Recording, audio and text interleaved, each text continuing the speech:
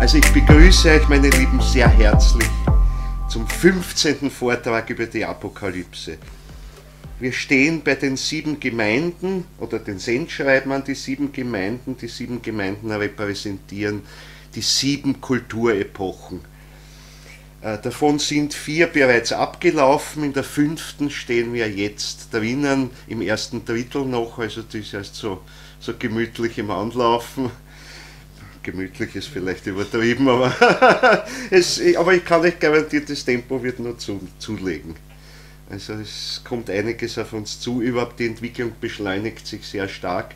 Wir haben also das letzte Mal auch gesprochen, dass dadurch auch die Inkarnationen häufiger werden. Wir sprechen ja auch von Reinkarnation und das heißt, die Inkarnationen folgen im Moment schon relativ dicht aufeinander im Durchschnitt, also lange nicht mehr dieses kosmische Maß, wo man sagt, in einer Kulturepoche kommt man im Durchschnitt 2-mal, einmal als Mann, einmal als Frau, um das sozusagen von beiden Perspektiven zu betrachten. Also jetzt sind die Inkarnationen sehr viel häufiger, das wird auch noch zunehmen in der nächsten Zeit und dann wieder zurückgehen. Wir werden heute auch darüber sprechen, nämlich wann denn das Ende der irdischen Inkarnationen kommt, zumindest für einen größeren Teil der Menschheit, nämlich verhältnismäßig bald. Also es ist gar nicht so eine ferne Zukunft, wo zumindest der größere Teil der Menschheit so weit sein wird, dass sie eine irdische Inkarnation nicht mehr brauchen, um ihre geistige Entwicklung fortzusetzen.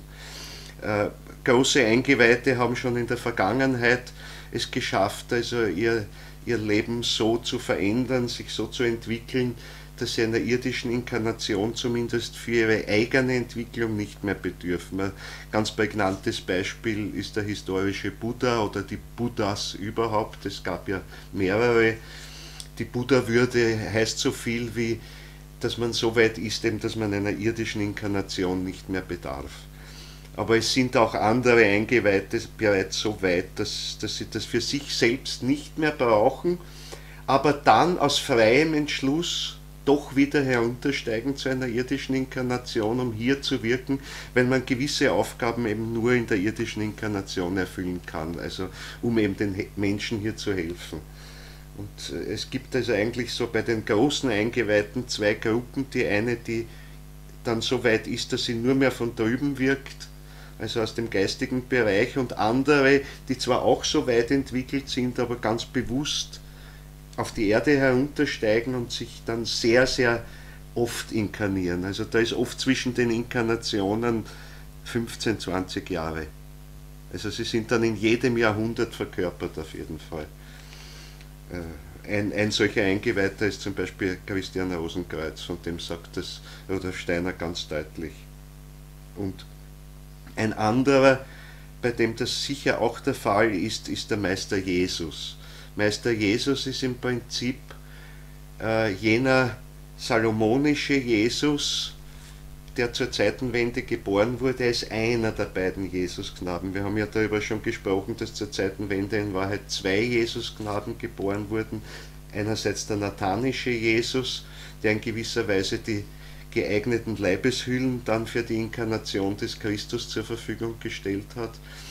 Und wie es aber auch noch einen salomonischen Jesus gab, der sich dadurch auszeichnete, dass er bereits sehr viele Inkarnationen hinter sich hatte als Eingeweihter, weil er war nämlich niemand anderer als der Zarathustra, jener Zarathustra, der auch historisch ja nicht leicht zu fassen ist, aber wo es Überlieferungen gibt, von dem aber Rudolf Steiner auch sagt, dass er viel öfter inkarniert war, auch in dieser sogenannten urpersischen Zeit. Das war also die zweite Kulturepoche.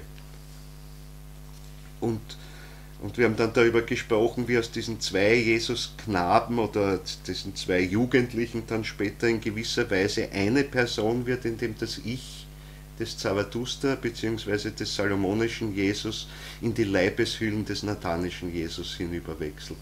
Der war nämlich das allererste Mal auf Erden inkarniert und in ihm hat sich verkörpert, könnte man sagen, der unschuldig gebliebene Teil des Adamwesens.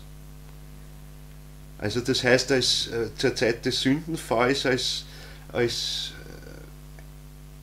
Adam oder ein großer Teil der Adamwesenheit dem verfallen ist, dieser luziferischen Versuchung, wovon wir aber sagen, dass es ja durchaus notwendig war, um uns dann letztlich die Freiheit zu ermöglichen. Also dadurch war dieser Sturz aus dem Paradies heraus nötig und ganz wichtig. Aber es wurde ein Teil zurückbehalten an reinen Seelenkräften, vor allem auch an reinen Lebenskräften, wo es dann eben in der Bibel angedeutet wird durch die Worte, ihr sollt, nachdem ihr jetzt vom Baum der Erkenntnis des Guten und des Bösen gegessen habt, sollt ihr nicht auch noch vom Baum des Lebens essen. Mit dem Baum des Lebens sind gemeint eigentlich diese Ätherkräfte des späteren nathanischen Jesus, der dann erstmals eben zur Zeitenwende auf Erden geboren wird. Ist auch ein gewisser Zeitabstand zwischen der Geburt dieser beiden Jesusknaben. Aber wichtig ist, dass sie sich dann in gewisser Weise zu einer Persönlichkeit vereinigen.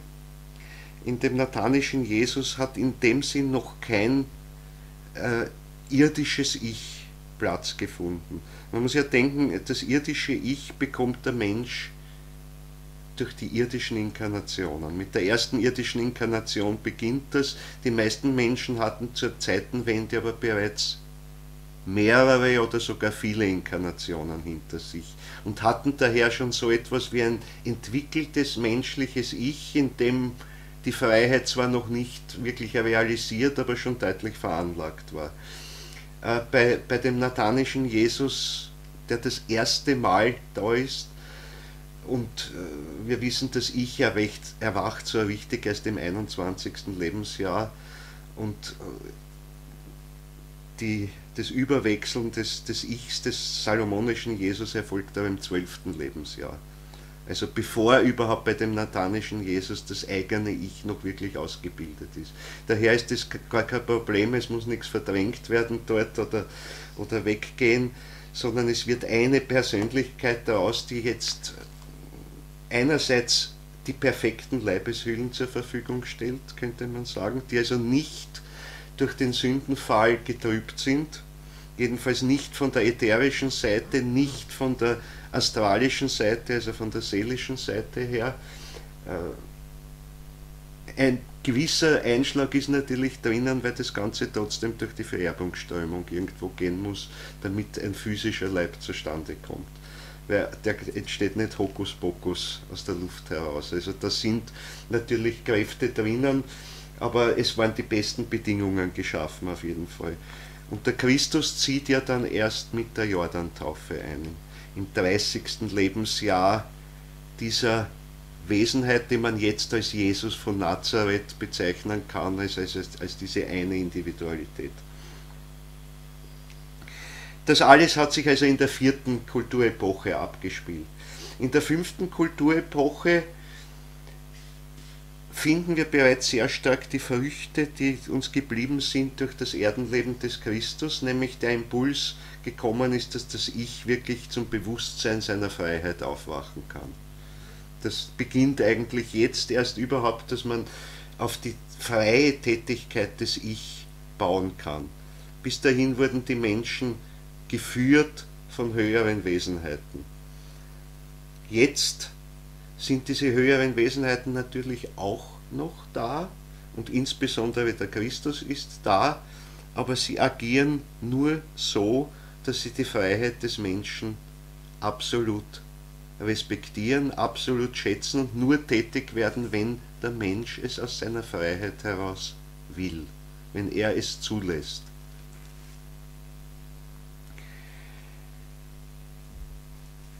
Das heißt, wir sind heute aufgerufen, wirklich das Bewusstsein für unser Ich zu entwickeln, und zwar für die geistige Seite unseres Ich. Nicht wahr? Jeder hat so ein gewisses Gefühl dafür, ich habe ein ich bin eine Individualität, aber wenn man dann näher fragt, was ist das Ich, dann wird es schon schwierig. Ich habe das in den ersten Vorträgen gesagt, wir wissen, es ist da, wir wissen so ungefähr, wie wir wissen, wenn ein Loch in der Wand ist. Da sehen wir ein schwarzes Ding und sehen wir, da ist irgendwas, aber was das eigentlich ist, sehen wir nicht. Wir bemerken es eigentlich mehr dadurch, dass wir sehen, okay, wir wissen eigentlich nicht, was es ist, aber es ist ein zentraler Punkt in uns. Und heute haben wir aber die Chance, zu einem geistigen Erlebnis durchzudringen, indem wir als allererstes unser Ich erleben, unsere Individualität. Und damit beginnt sich unser Bewusstsein zu wenden hin in die geistige Welt überhaupt. Es hat sich ja in der Vergangenheit abgewendet in Wahrheit von der geistigen Welt, also im Grunde also schon in der 4. Kulturepoche, also in der griechisch-lateinischen Zeit, geht das für die meisten Leute zu Ende. Ja, es ist sogar schon in der ägyptischen Zeit nur mehr durch entsprechende Einweihungsvorgänge zu erreichen, die geistige Welt zu erleben. Daher gibt es eigentlich erst ab dieser Zeit diese ganzen Einweihungsriten, die dazu dienen sollen, wieder das Bewusstsein für die geistige Welt zu wecken. Vorher gab es das nicht. Vorher haben die Menschen einfach viel mehr die geistige Welt oder zumindest die Seelenwelt um sie erlebt, als dass sie die äußere Welt bzw. sich selbst erlebt haben. Also man darf auch nicht denken, dass die Menschen in der Vergangenheit die Welt so wahrgenommen hätten wie wir. Ich habe das in den vergangenen Vorträgen sehr ausführlich geschildert. Also da gibt es große Änderungen. Und seit der ägyptischen Zeit beginnt aber jetzt dieses Entwickeln der eigenen Innenwelt, des Seelischen, das da drinnen ist. Das eine eigene Welt bildet, die durch unser Ich halb bewusst gebildet wird, in dem unser Ich lebt und wo es langsam merkt, aha, ich bin darin tätig, ich verändere diese Welt auch irgendwie. Und heute sind wir im Zeitalter der Bewusstseinsseele angekommen. Bewusstseinsseele heißt, dass wir heute erst einerseits das ganz klare, wache Bewusstsein für die äußere Welt haben. Früher haben die Menschen den Umgang mit der äußeren Welt im Grunde viel instinktiver gepflegt.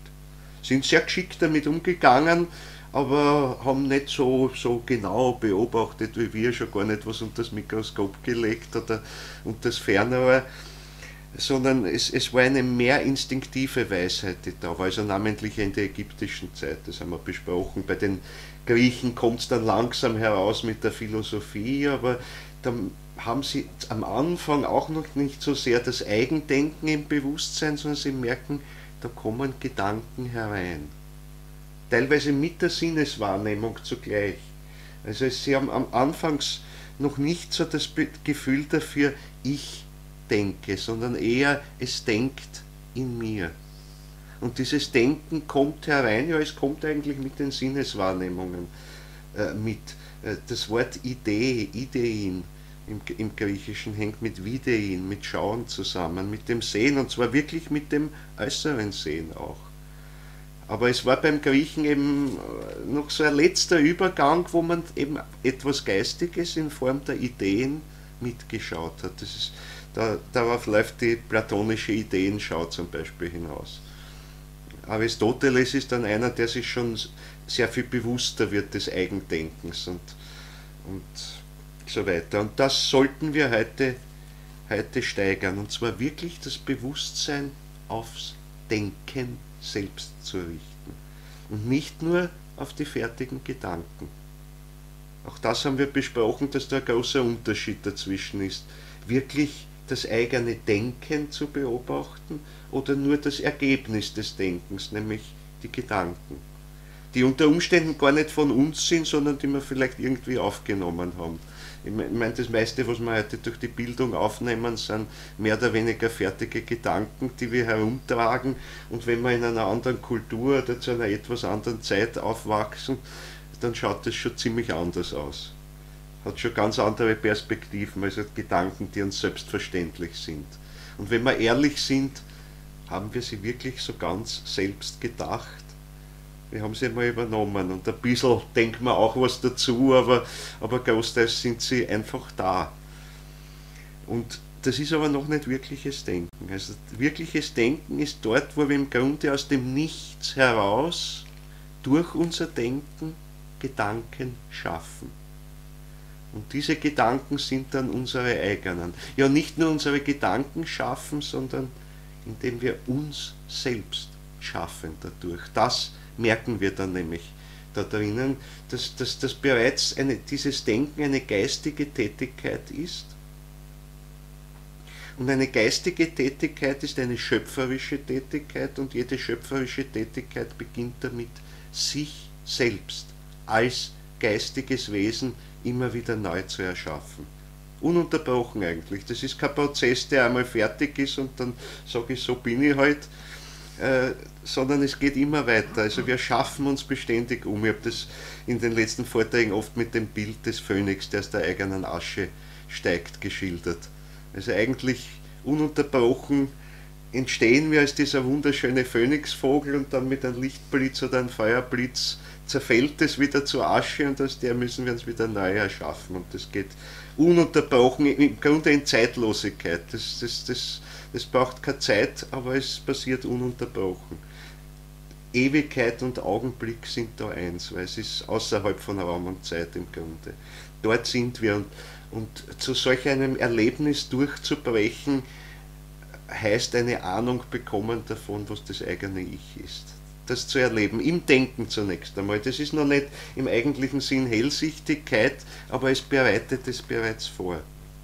Hellsichtigkeit wird im Grunde daraus, wenn wir es schaffen, zu diesem Denkerlebnis, zu diesem ganz wachen Denkerlebnis und der Beobachtung dieses Denkens, dazu nehmen auch die Gefühlsebene, aber jetzt voll bewusst. Da heben wir etwas Seelisches hinein und in diesem Seelischen beginnt sich jetzt dieser geistige Schaffensprozess abzubilden. Und es entsteht ein bildhaftes Erleben, das man jetzt als reine Imagination bezeichnen kann. Ein bildhaftes Erleben, das aber nämlich nichts mehr vom Sinnlichen hat, wenn es in seiner reinen Form ist, sondern das sozusagen von innen her aufsteigt, könnte man sagen. Man kann es nicht beschreiben. Man kann es eigentlich nicht beschreiben, weil wenn wir seelische, na, dann denkt man ja Gefühle. Das ist so ein bisschen die Oberfläche, die wir sehen, die Gefühle, aber das ist viel zu wenig. Das ist wirklich nur der äußerste Schatten irgendwo davon. Dahinter steckt sehr, sehr viel mehr. Und in der Imagination steigt das auf und wird seelisches Erleben. Es ist ein seelisches Erleben, das mit dem Gefühlen verwandt ist. Man könnte sagen, ein Art viel größeres und viel stärkeres gefühlsartiges Erlebnis mit Sympathie, mit Antipathie, die aber ganz objektiv sind. Sympathie heißt, ich habe den Willen, mich mit einem geistigen Wesen zu verbinden und mich ganz auf dieses einzulassen, ganz eins zu werden mit dem und dadurch es kennenzulernen, im tiefsten Grunde eigentlich und etwas dann wieder zurückzunehmen. Dazu brauche ich aber die Antipathie, mich wieder zu trennen. Also das hat gar keine moralische Wertung jetzt drinnen, überhaupt nicht. Also ist nicht unsere alltägliche Sympathie und Antipathie, den mag ich nicht. Sondern es ist ein ganz objektiver Vorgang und den ich willentlich hervorrufe. Unbewusst machen wir es heute trotzdem auch in jedem sozialen Kontakt, ohne dass wir es bewusst mitkriegen, weil wir uns eigentlich intuitiv mit dem anderen verbinden. Wenn wir das nicht tun, dann würden wir ihn wirklich nur als äußeren Gegenstand sehen, der halt vielleicht den Mund irgendwie bewegt und da kommt irgendein Schall heraus und den kann ich registrieren, aber ich erfasse ihn dann als Mensch in Wahrheit überhaupt nicht, sondern nur äußerlich. Aber der Punkt ist, bei diesem intuitiven Erleben schlafen wir eigentlich ein. Wir kriegen es nicht bewusst mit. Rudolf Steiner sagt immer, das soziale Urphänomen besteht, dass wir einander gegenseitig einschläfern. Wir schlafen in den anderen hinüber, das kriegen wir gar nicht mit, aber wir nehmen etwas mit davon. Und je mehr wir das wieder zu uns nehmen, desto wacher wird es und ein Zipfel davon kriegen wir mit dann in unser Bewusstsein. Und umgekehrt ist es bei dem anderen auch so, also das ist wechselseitig, ununterbrochen funktioniert das. Aber das Problem beim intuitiven Erleben ist, dass wir mit unserem heutigen Bewusstsein eben einschlafen, im Grunde. Wenn wir wirklich in der Intuition drinnen sind, schlafen wir zunächst. Wird in der Zukunft so weit kommen, dass wir auch bewusst drinnen leben können, aber das steht uns noch bevor. Es steht uns bevor, zum Teil schon in unserer Kulturepoche, wenn wir bewusst geistig an uns arbeiten. Aber jedenfalls, um jetzt das Denken wirklich zur geistigen Wahrnehmung, zur Imagination zu erheben, müssen wir zunächst einmal im Gefühlsleben aufwachen. Aber für die tieferen Schichten. Dann nehmen wir etwas hinein, dann nehmen wir in der Imagination wirklich dieses reich differenzierte Wechselspiel von Sympathie und Antipathie, sich verbinden mit geistigen Wesenheiten, sie erfassen in ihrer Art und wieder trennen davon.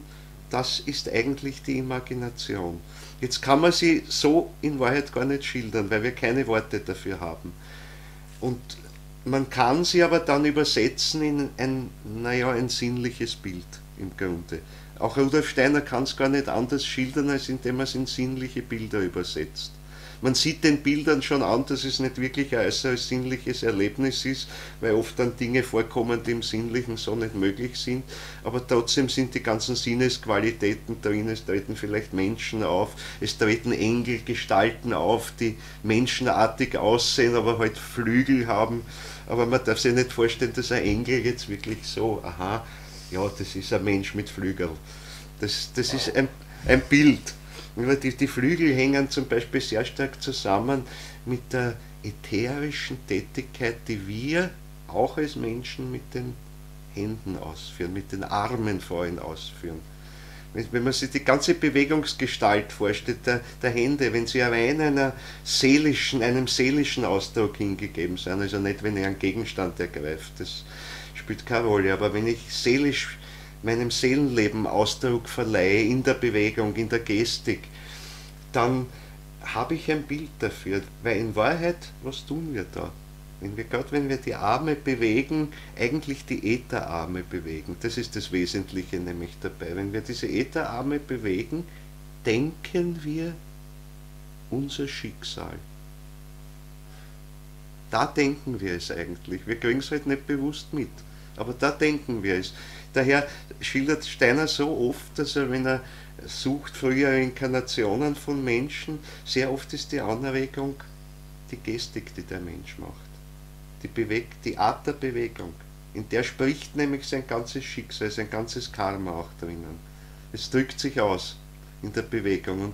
Und wenn man die sozusagen lesen lernt, dann findet man den Zugang irgendwo dorthin. Und solange wir das nicht bewusst können, macht es die Engelwesenheit, die mit uns ganz eng verbunden ist.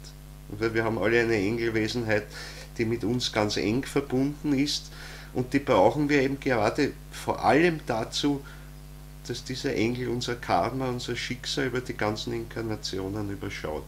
Weil wir es halt im Moment nicht können. Die meisten von uns auf jeden Fall. Ist also schwierig. Und da hilft uns der Engel,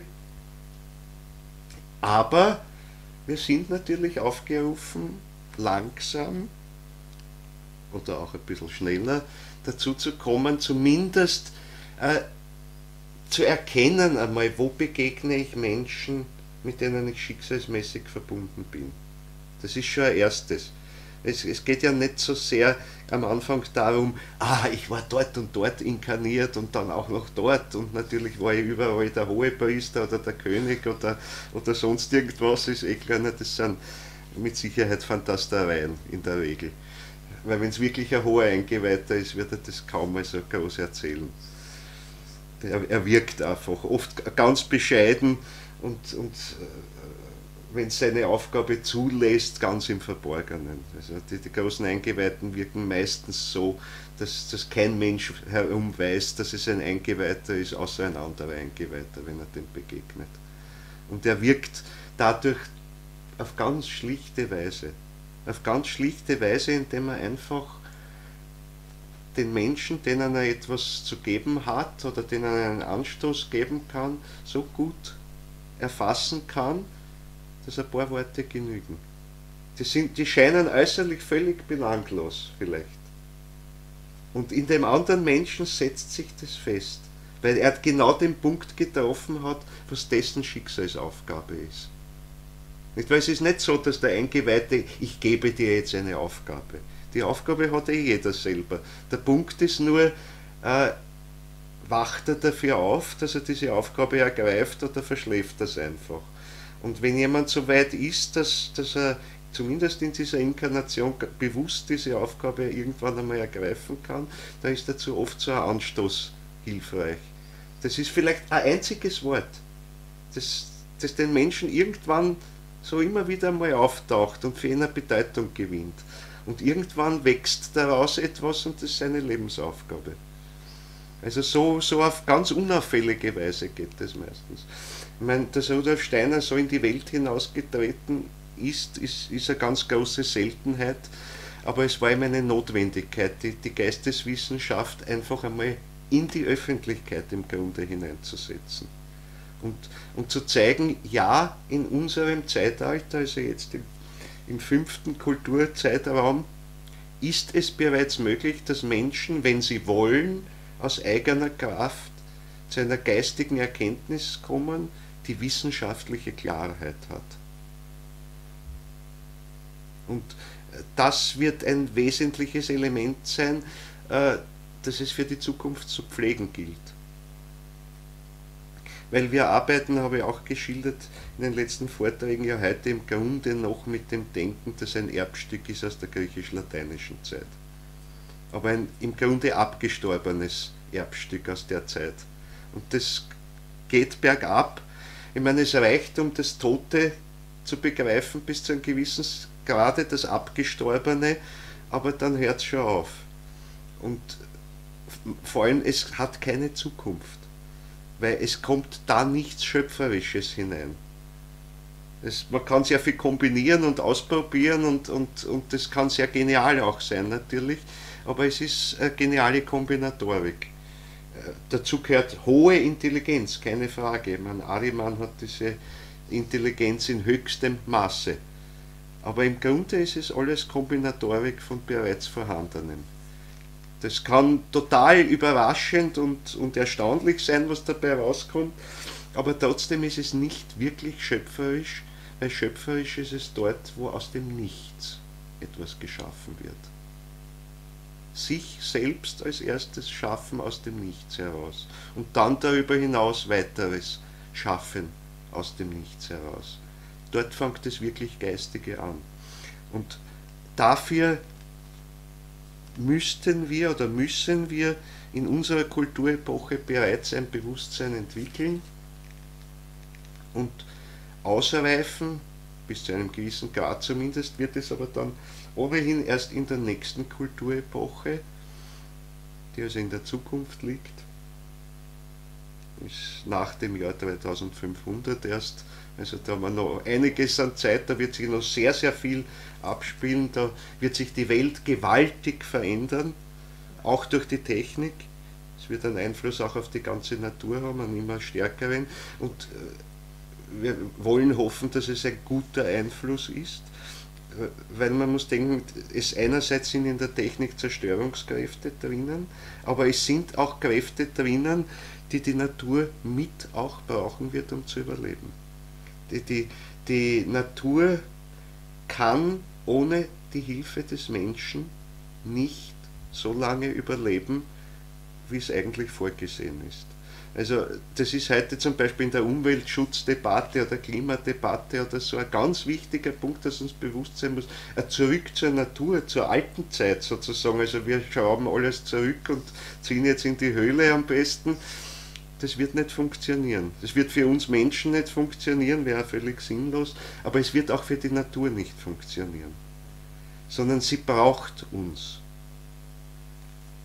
Wir müssen halt lernen, es in der richtigen Weise zu machen. Nämlich in der richtigen Weise zu machen, indem wir das richtige Gleichgewicht zwischen aufbauenden, aber auch abbauenden Kräften schaffen. Die abbauenden Kräfte sind wichtig, wie bei uns auch im Menschenleben. Wir brauchen auch die Todeskräfte in uns. Weil es wäre eigentlich für unsere geistige Entwicklung fürchterlich, wenn es den Tod nicht gäbe. Ich meine, abgesehen davon, dass das sowieso äußerlich auf der Erde nicht funktionieren würde, wenn kein Wesen mehr sterben würde, das geht irgendwie, das funktioniert nicht. Also das kann sich jeder plausibel machen. Aber es würde auch geistig für uns nicht funktionieren. Weil einfach ab einem gewissen Zeitpunkt der Körper, den wir uns für eine bestimmte geistige Aufgabe gewählt und gebildet haben, dann nicht mehr tauglich ist dafür. Und dann müssen wir uns halt wieder die geistige Erfrischung holen in der geistigen Welt und dann einen anders gearteten Körper bauen, der zu unseren neu erworbenen geistigen Kräften jetzt passt und mit dem wir wieder wirklich tätig werden können.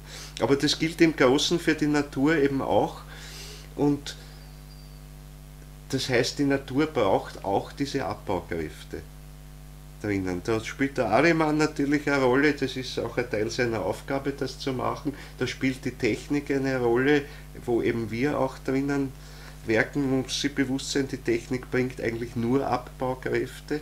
Die Frage ist eben, ob sie es in der richtigen Weise bringt.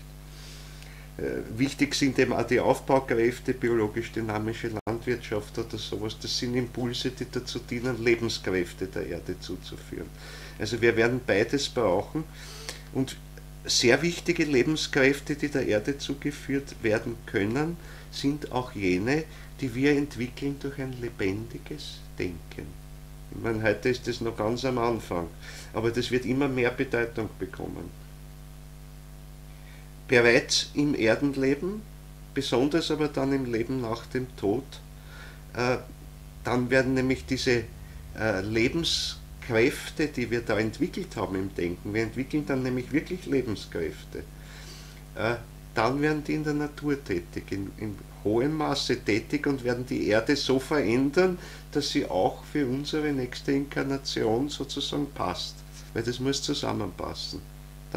Dann funktioniert das, dann funktioniert es auch für die Natur draußen. Also wenn so eine gewisse Kluft entsteht zwischen dem Naturleben und dem Menschenleben, dann ist es für beide Seiten problematisch. Also da müsste man die Harmonie anstreben, aber das sind wir eben gerade dabei zu lernen. Das ist einfach eine schwierige Aufgabe, das wirklich zu lernen, und dabei geht einiges schief. Das muss man halt einfach sehen auch. Damit will ich nichts schöner reden, aber es ist nicht verwunderlich, dass auch einiges schief geht und dass wir als Menschen immer dazu neigen, alles mit viel Schmerz und viel Schaden erst zu kapieren. Das ist halt so. Ja, das sind die Erfahrungen, aber an denen wachen wir auf. Das ist ein Teil des ganzen Prozesses. Die Todeskräfte sind auch ein Teil dieses Aufwachens. Weil gerade am Toten wachen wir auf. Dort, wo es schmerzvoll wird, wo was abstirbt, da wachen wir am stärksten auf. Wenn das Leben alles toll läuft, da träumen wir vor uns hin. Das ist total schön, soll ja auch sein. Wir brauchen einmal Erholung auch.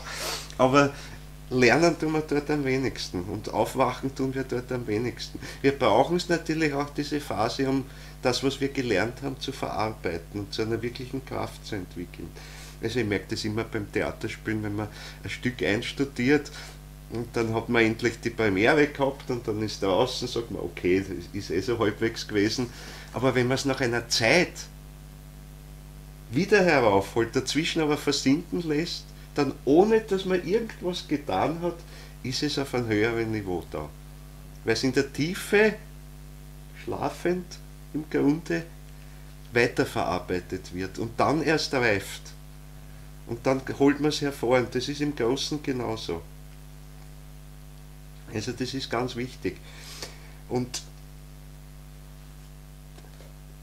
wichtig ist also eben heute, dass wir ein Bewusstsein dafür entwickeln. Und wenn wir das entwickeln, also das heißt uns unseres Ichs als einer geistigen Kraft, einer schöpferischen geistigen Kraft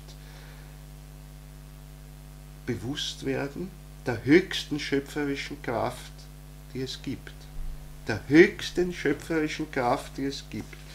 Ich erlaube mir wieder meinen Lieblingssatz zu zitieren. Ich muss mal schauen, wo er da im Buch genau steht.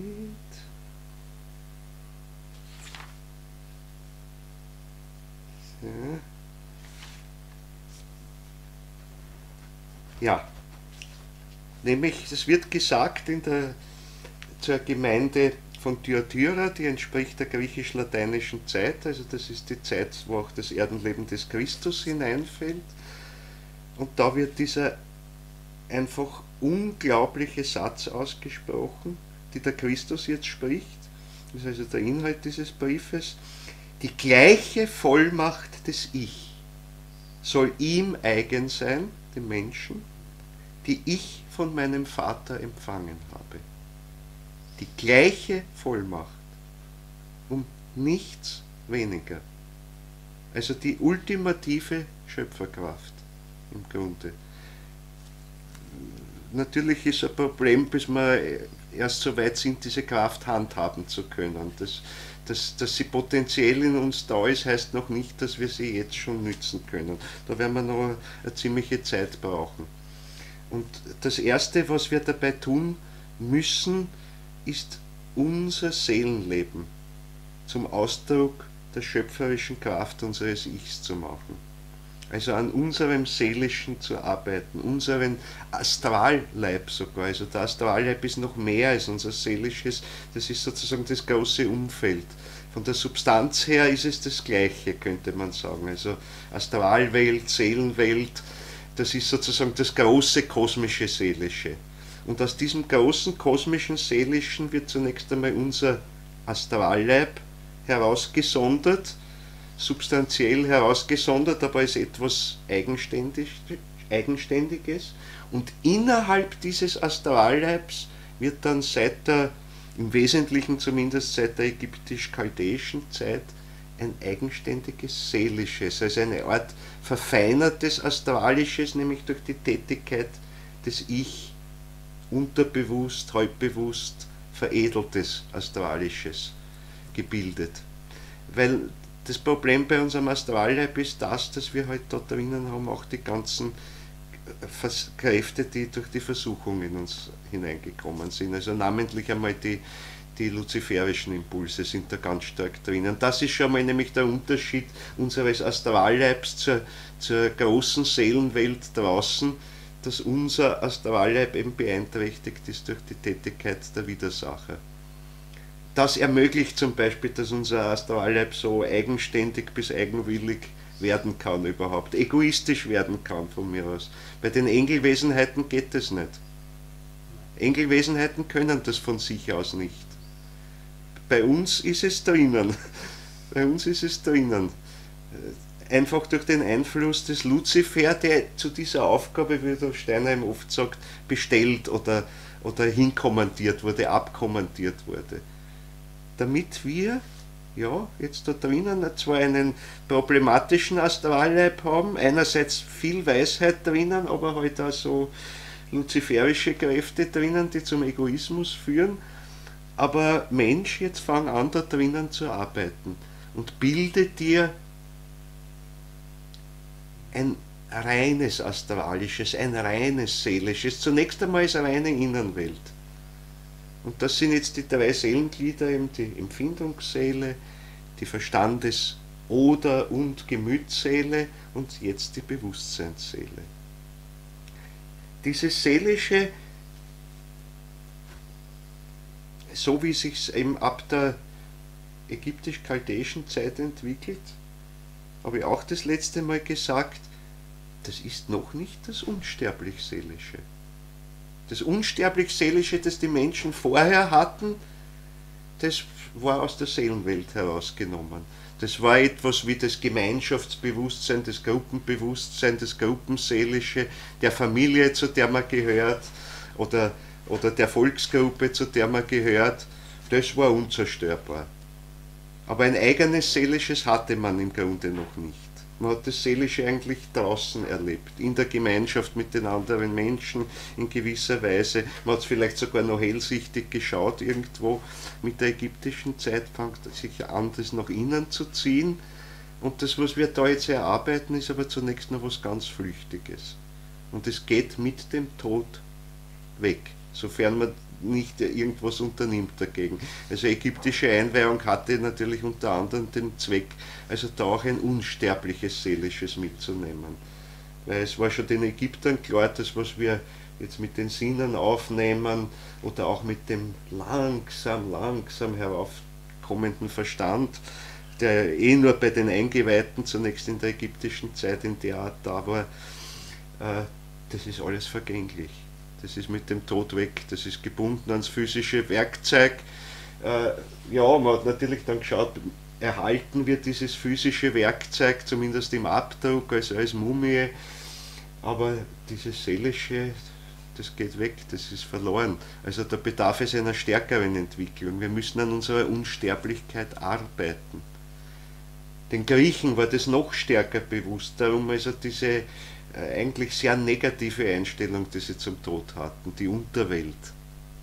Also nur sehen eigentlich, was da an karmischen Verfehlungen ist, was da an Grauslichen unten ist und nichts Hohes, Unsterbliches irgendwo.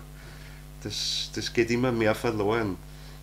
Wenn der Platon im Phaidon schreibt von der Unsterblichkeit der Seele, dann geht es eigentlich nicht darum zu beschreiben, wie ist die unsterbliche Seele, sondern wie erwerbe ich sie mir. Wie komme ich dahin, dass meine Seele unsterblich wird? Ich meine, der Sokrates, was er in seinem Abschiedsmonolog schildert, bevor er da hingerichtet wird, also bevor er stirbt, was er seinen Schülern erzählt. Ja, da erzählt er von seinem ganzen Lebensweg, der dazu dienen sollte, in Wahrheit, um die Unsterblichkeit seiner Seele sich zu erarbeiten. Und weil er das sich erarbeitet hat, hat er auch keine Angst vor dem Tod. Er fürchtet ihn nicht. Aber die meisten Griechen haben ihn gefürchtet. Sie haben ihn nicht mehr gesehen als Befreiung in ein geistiges Reich, sondern eigentlich das Wesentliche meines Daseins geht verloren. Weil sie haben einerseits schon was Schönes, Seelisches erlebt, aber das mit der Sinneswelt, und an dem sind sie auch sehr gehangen, aber so 1:1 kann man das nicht mitnehmen, dazu muss man es erst vergeistigen. Dann kann man es mitnehmen, da muss man das eigene Seelische vergeistigen. Und um das geht es jetzt ganz besonders in der nächsten Kulturepoche. Da wird wirklich aus dem Astralleib überhaupt, also nicht nur aus dem Seelischen jetzt, sondern aus dem Astralleib ein, ja, man könnte sagen, unsterblicher Astralleib geschaffen, oder besser gesagt die Fähigkeit, einen Astralleib aus dem Nichts heraus zu schaffen. Das ist das, was man dann Geist selbst nennt. Geist selbst ist ein verwandelter Astralleib, ein durch das Ich verwandelter Astralleib, oder besser gesagt, die durch diese Arbeit am Verwandeln des Astralleibs gewonnene Kraft, Astralisches aus dem Nichts heraus zu schaffen. Ich meine, das ist auch, ab da ist es auch erst möglich, die Wirkungen der Widersacherkräfte zu überwinden. Weil wenn ich Astralisches aus dem Nichts heraus schaffen kann, kann ich auch Astralisches, das vielleicht nicht mehr geeignet ist, ins Nichts auflösen. Dann kann ich es erst überwinden. Und das ist eine große Aufgabe. Das wird die große Aufgabe eben in der sechsten Kulturepoche sein, also in der die unserer folgt, die Gemeinde von Philadelphia, die Gemeinde der Bruderliebe, wie es so schön heißt. Da wird es also darum gehen, das zu schaffen und dann wirklich so weit zu kommen, damit haben wir das letzte Mal geendet, dass wir dadurch dann wirklich zu einer Säule im Tempel des göttlichen Vaters werden. Ich lese diesen Schluss noch einmal vor. Da steht, wer überwindet, den will ich zu einer Säule im Tempel meines göttlichen Vaters machen. Er soll diesen Tempel nicht mehr verlassen. Und ich will den Namen meines göttlichen Vaters in sein Wesen einschreiben und den Namen der Gottesstadt, des neuen Jerusalem, das sich aus meinem göttlichen Vater her, aus dem Himmel herniedersenkt, und meinen eigenen Namen, den neuen. Wer Ohren hat, der höre, was der Geist zu den Gemeinden spricht. Das ist also die Schlusszeilen, das sind die Schlusszeilen aus dem Brief an der Gemeinde zu Philadelphia.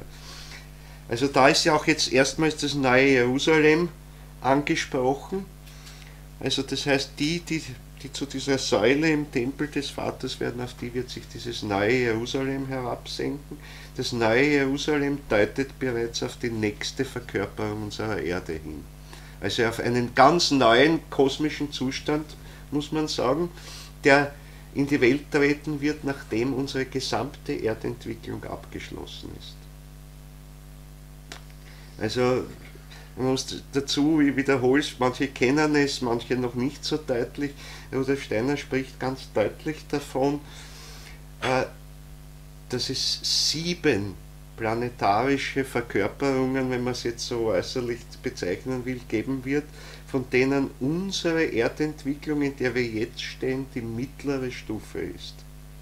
Also das heißt, 3 liegen schon hinter uns, die haben dieses Erdendasein vorbereitet, und 3 weitere werden wir noch durchzumachen haben in der Zukunft.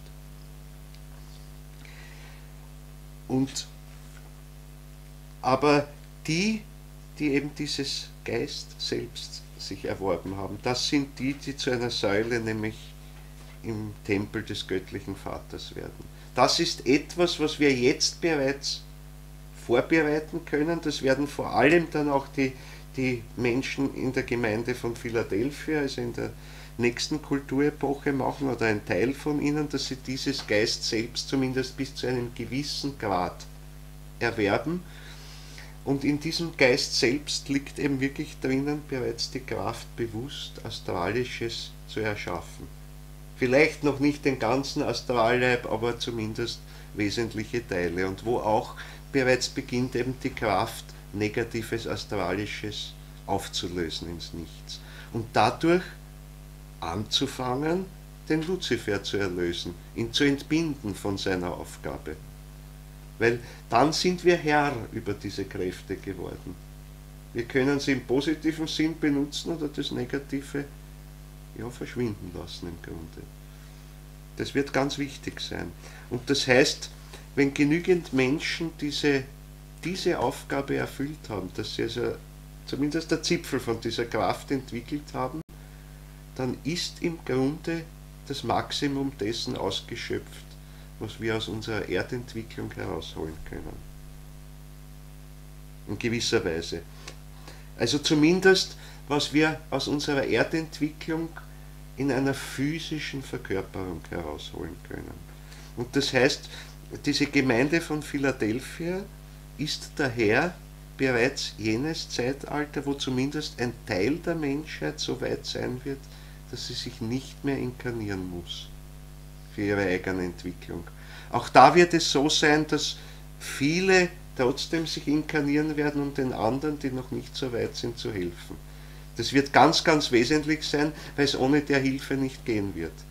Man kann denen zwar ihr Schicksal nicht abnehmen einfach, weil das Schicksal muss jeder selber bewältigen. Aber man kann geeignete Bedingungen schaffen, bessere Bedingungen schaffen, unter denen man dieses Schicksal aufarbeiten kann. Und das wird sehr, sehr wichtig sein. Weil man muss ja denken, Menschen, die es versäumt haben in der Vergangenheit, das Schicksal aufzuarbeiten, das sie eigentlich hätten schon aufarbeiten sollen oder können zu der Zeit. In der nächsten Inkarnation wird es noch schwieriger. Es wird nicht leichter, sondern es wird schwieriger, weil eigentlich es schon eine Unzeit ist. Wir inkarnieren uns ja gerade zu einer bestimmten Zeit, weil wir ganz bestimmte Schicksalsflecken, sage ich mal, Schicksalspaketchen, die wir mit uns tragen, gerade dann beginnen können aufzulösen. Und dieses Auflösen der Karma-Päckchen ist ja ein Teil des Geist selbst entwickeln, weil die Karma-Päckchen bestehen einmal ja auch aus einer astralischen Last, nicht nur, aber mal zu einem großen Teil aus einem dunklen, astralischen, aus etwas, was wir in unserem Seelenleben verdorben haben, was aber jetzt nicht aufgelöst werden kann, was im Grunde auf Erden auch zurückbleibt oder in der Erdensphäre zurückbleibt, wenn wir sterben, und was wir bei der nächsten Inkarnation uns wiederholen müssen und wieder schultern müssen. Bis wir endlich einmal in eine Inkarnation kommen, wo wir so weit sind, das auflösen zu können. Eigentlich ist das die Tätigkeit oder zumindest die eine Seite, Geist selbst zu entwickeln. Unser Karma hier auf Erden aufzulösen. Und uns muss bewusst sein, wir können jede Hilfe dazu haben, aber tun müssen wir es selbst. Auch der Christus kann uns das nicht abnehmen, unser Karma aufzulösen. Ich meine, aber wir haben die größte Hilfe, weil wir haben in unserem Ich die gleiche Vollmacht, die ich von meinem Vater erhalten habe. Das heißt, die Christuskraft oder die gleiche Kraft, die durch den Christus wirkt, kann durch unser Ich wirken. Und das ist die eigentliche Hilfe. Und daher ist für die Zukunft ganz wichtig, also auch wenn man im Leben Probleme hat, im seelischen Probleme hat, ich meine, bitte, es ist heute so gang und gäbe. In Amerika überhaupt hat jeder seinen Hauspsychiater oder Psychologen mit, der rennt, glaube ich, schon als Schatten mit irgendwo. Bei uns ist es nur ein bisschen weniger, aber auch total im Zunehmen. Oder man braucht einen Lebensberater oder sonst wem, der einem hilft, überhaupt das Leben bewältigen zu können. Nur die wirkliche Hilfe geht nur dort, wo aktiv das eigene Ich wach und bewusst mit dabei ist. Das muss uns auch bewusst sein. Daher sind alle Methoden heute höchst problematisch, die das wache Ich-Bewusstsein ausschalten. Wo ich sage, okay, versetze mich in Trance oder in Hypnose oder irgendwas und kuriere mich seelisch, zaubere weg, was da bei mir störend ist. Und da kann sehr vieles drinnen sein. Ich meine, abgesehen von den Schicksalskräften, die drinnen sind, es können natürlich die Wirkungen von geistigen Wesenheiten drinnen sein, die im Astralleib drinnen stecken, was man früher halt als Dämonen oder sonstiges bezeichnet hat, das gibt es ja in Wirklichkeit. Man darf sich halt nur nicht so äußerlich vorstellen. Ich meine, sehr oft, was heute sehr oft vorkommt, also was fast ein Regelfall ist, weil wir heute in einem sehr materialistischen Zeitalter leben, dass Tote, die hinübergegangen sind, drüben irgendwie nicht zurechtkommen und sich jetzt an Zurückgebliebene klammern und sich sozusagen geradezu einnisten im Astralleib. Das passiert ganz unbewusst. Meistens für die, die hinübergegangen sind, als auch für die, die zurückgeblieben sind. Aber da sind plötzlich dann Impulse drinnen, die irgendwie störend wirken. Weil der Tote sucht einfach einen Ankerpunkt da unten, weil er durch seinen Materialismus im Grunde blind ist für die Seelenwelt, für die geistige Welt da oben. Also isoliert ist im Grunde und nur spürt, da unten ist aber irgendwas, das ist ein Seelenleben, das mir verwandt ist oder bekannt ist. Und mehr spürt er auch nicht, weil er im Grunde für das auch blind ist, aber er entwickelt eine Anziehungskraft dazu. Also das kann heute sehr häufig der Fall sein. Wie bemerkt das der Mensch, dass sich da ein Toter an einen klammert? Das ist ja sehr schwer. Ja, es ist schwer zu merken, natürlich. Ich meine, es ist oft so, dass der Tote dann unter Umständen instinktiv, eben nicht voll bewusst, aber instinktiv versucht, das, was er noch erleben wollte oder tun wollte, und zwar erleben wollte, nämlich im sinnlichen Bereich eher. Da geht es jetzt nicht um die großen Ideen, weil da große Ideen oder so, das kann eine sehr fruchtbare Beziehung sein, aber da ist es eben nicht so eine Besetzung des Astralleibs, sondern dann ist es eine geistige, ganz bewusste oder zumindest teilbewusste, vom Ich gewollte geistige Beziehung, die da ist. Und dann kann es sehr wohl so sein, dass der Tote von den Gedanken, die er gebildet hat, die drüben erst ganz voll ausreifen, dass er da jemand inspirieren kann, damit der freiwillig bereit ist, das aufzunehmen als Anregung und dann eigenständig weiterzuführen. Das kann, also viele große Ideen, die hereinkommen, kommen auf dem Weg herein. Wobei es der Tote dann vielleicht natürlich, oder nicht nur vielleicht, sondern ziemlich sicher auch hat, indem er ja mit anderen geistigen Wesenheiten umgeht. Da hat wer gehustet im Ding oder das Mikro gespuckt. Also das wäre die positive Seite davon. Auch das wäre also anzustreben heute, dass man Bewusstsein dafür entwickelt. Dass man lernt zu beobachten im eigenen Denken zunächst einmal. Hoppla, da ist ein Gedanke da, den nehme ich aber jetzt herein.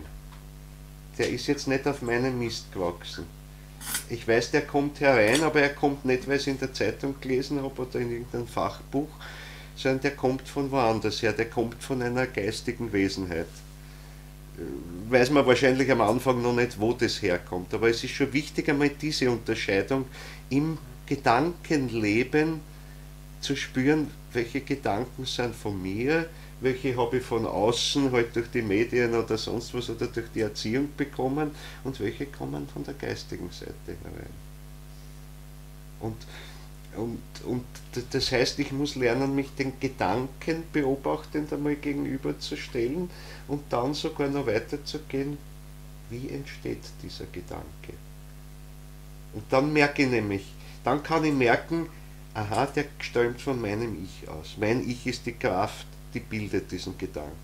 Oder es ist eine geistige Kraft, die mit meinem Ich verwandt oder ähnlicher Art ist, sprich also auch ein geistiges Wesen, aber es bin nicht ich, sondern es ist ein anderes geistiges Wesen, das da etwas hineinbringt. Das ist natürlich schwierig, keine Frage. Weil äußerlich haben wir es sehr leicht, uns der Welt gegenüberzustellen und dann wissen wir, okay, ich sitze da und ihr sitzt da drüben und ich sehe euch, ich kann mich gegenüberstellen. In der geistigen Welt gibt es diese räumliche Trennung nicht, denn weil geistige Wesen sind nicht nebeneinander, sondern ineinander, miteinander. Und ich kann nur durch mein Bewusstsein unterscheiden. Das bin ich und das ist was anderes. Ist oft auch für die Toten am Anfang schwierig, bewusst andere geistige Wesen zu erfassen, weil zunächst ist das einmal, da rauscht jetzt was im Seelischen, da tut sie was. Und ich weiß am Anfang nicht einmal, ist das mein Seelisches oder wo kommt denn das her? Ich bin in einer Seelenbewegung drinnen und ich merke vielleicht, also ich bin so eine Art Punkt, um den dreht sich das alles irgendwie, also da ist so ein leichtes Bewusstsein fürs Ich dann hoffentlich da. Aber ich kann es zunächst nicht entscheiden. Das ist wie wenn ich in einem großen Strom drinnen stehe und da fließt alles und ich bin halt auch so ein Bacherl, das da hineinfließt und das aber jetzt mit dem großen Strom weiterfließt, ins Meer hinausfließt und wo bin ich? Wo bin ich? Also das ist sehr schwierig, dann sich da drinnen zu finden. Man kann es schon lernen, man kann es also lernen auch durch naja, ich will nicht sagen ganz irdische Betätigungen, aber ich habe das immer sehr interessant gefunden, während meiner Schulzeit schon in der Oberstufe verschiedene Philosophen zu lesen. Es geht aber mit anderen auch, es geht mit Dichtungen genauso.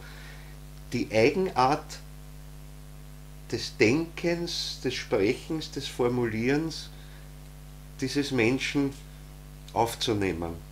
Und zwar im Grunde einmal völlig kritiklos. Also ich kann mich erinnern, ich habe x Philosophen gelesen, ich war immer total begeistert und gesagt, ja genau so. Und dann habe ich den nächsten gelesen, der sagt genau das Gegenteil davon. Und ich habe gesagt, ja ich bin begeistert, so ist es. Und dann dachte man, ich habe mich gar nicht erfrecht jetzt, was sage ich dazu. Ich wollte es einfach kennenlernen. Vieles habe ich auch nicht verstanden, aber ich habe die Eigenart. Man kriegt so ein Gespür für die Eigenart dieser einzelnen Menschen. Auch wie sie geprägt sind durch ihre Epoche natürlich, auch das spürt man. Und das ist ja bei Komponisten natürlich genauso. Ja, es ist in der Musik genauso, es ist in der Malerei, es ist in der Kunst überall so. Es ist in jeder Lebensäußerung eigentlich. Und das ist ja auch bei uns im sozialen Leben, im Miteinander, das Spannendste ist ja eigentlich, den anderen Menschen kennenzulernen, in seiner ganz besonderen Eigenart. Da geht es nicht jetzt um irgendwelche intimen Details sozusagen, das geht es gar nicht, sondern einfach die Wesenscharakteristik irgendwo zu erfassen. Und das geht nur, wenn ich mich wirklich ganz liebevoll damit verbinde, das heißt im Grunde kritiklos. Da geht es nicht darum, nein, ich finde das, sehe das anders, das kann ich mir nachher alles denken. Aber zuerst einmal, ich will kennenlernen, wie ist der, wie denkt der, wie empfindet dieser Mensch einzutauchen.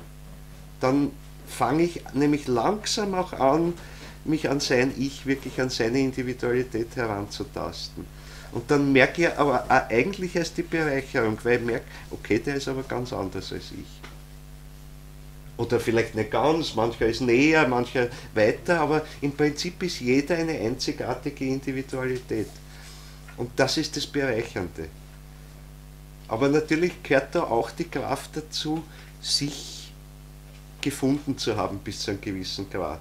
Wobei, wenn man dann eine gewisse Ebene erreicht hat, fällt es einem auch dann leichter, sich selbst zu erkennen, indem man die anderen erkennt. Weil das hat eine Rückwirkung. Indem ich den anderen in seiner Andersartigkeit erkenne, erkenne ich im Rückschlag mich auch besser. Weil ich sehe, aha, so geht's auch, habe ich mir noch nie gedacht, ich habe das gar nicht so. Aha. Martin Buber. Ja, genau, sich im Du erkennen, ja, absolut. Absolut. Also das ist eine ganz wichtige Vorbereitung dann auch für die Wahrnehmung in der geistigen Welt. Weil dort fällt die ganze äußere Hülle, das ist alles weg. Ich kann nicht mehr sagen, der ist lang, dick, dünn, breit, groß, braun gebrannt oder blass oder sonst irgendwas, sondern da habe ich nur mehr dieses rein Geistige oder Seelische von mir aus noch. Und an dem muss ich es erkennen. Und da habe ich nicht mehr die räumliche Gegenüberstellung. Also das ist das Schwierige, aber das ist möglich. Das ist jetzt erreichbar, wenn man sich wirklich bewusst anstrengt, und es wird für mehr Menschen zur Zeit der Gemeinde von Philadelphia, also in der nächsten Kulturepoche, möglich sein. Und gerade daran entwickelt man eben das Geist selbst. Und wenn man das Geist selbst hat, dann ist man so weit, oder zum Teil hat. Ja, also auch ganz vorsichtig, so wie wir jetzt noch nicht die ganze Vollmacht des Ich haben, die ich von meinem Vater erhalten habe, so wird es beim Geist selbst also ähnlich sein, dass wir in Wahrheit noch die nächste planetarische Verkörperung brauchen, um es voll auszubilden. Also das eben dieses neue Jerusalem. Aber ein Anfang ist gemacht. Also die in der Gemeinde von Philadelphia so weit sind, die können jetzt dieses neue Jerusalem empfangen, das sich von oben herab senkt. Das heißt, sie sind so weit, dass sie in diese neue Inkarnation unserer Erde hinübergehen können. Da sind noch vorher einige geistige Stufen durchzumachen, die aber nicht mehr einer körperlichen Inkarnation bedürfen. Also, das heißt, ein Teil der Menschheit wird gegen Ende dieser 6. Kulturepoche, also der Gemeinde von Philadelphia, sich nicht mehr auf Erden inkarnieren müssen. Dort wird seine letzte Inkarnation stattfinden, oder ihre letzte Inkarnation. Und sie wird einen letzten Tod, oder er wird einen letzten Tod auf Erden sterben. Und dann so weit sein, also dass eben dieses Geist selbst da ist, damit ist verbunden, dass sein Ich-Bewusstsein dann auch so weit ist, dass es auch im rein geistigen Dasein nicht verliert. Das ist damit verbunden, eben weil er dieses Bewusstsein gelernt hat, an die geistige Außenwelt auch zu errichten und da etwas zu erkennen. Man braucht dann immer die sinnliche Außenwelt. Heute brauchen wir eigentlich für unser Ich-Bewusstsein immer als Anregung, aha, da ist draußen was anderes. Und ich bin da drin und ich bin auch was anderes. Aber dann können wir es eben im seelisch-geistigen Bereich machen, dann hören die Inkarnationen auf. Und das ist also allerfrühestens um das Jahr 5700 herum, sagt Rudolf Steiner, wird das beginnen. Also da wird nicht gleich das große Massenaussterben der Menschheit sein, aber es wird die Bevölkerungszahl abnehmen. Also tatsächlich sind ja auch die äußeren Prognosen in die Richtung, obwohl die sehr vage sind und natürlich kein tieferes Verständnis für die Sachen haben. Aber man rechnet damit, dass die Weltbevölkerung bis etwa 2050 oder 2100 zunehmen wird noch auf 11, 12 Milliarden Menschen und dann wieder abzunehmen beginnt.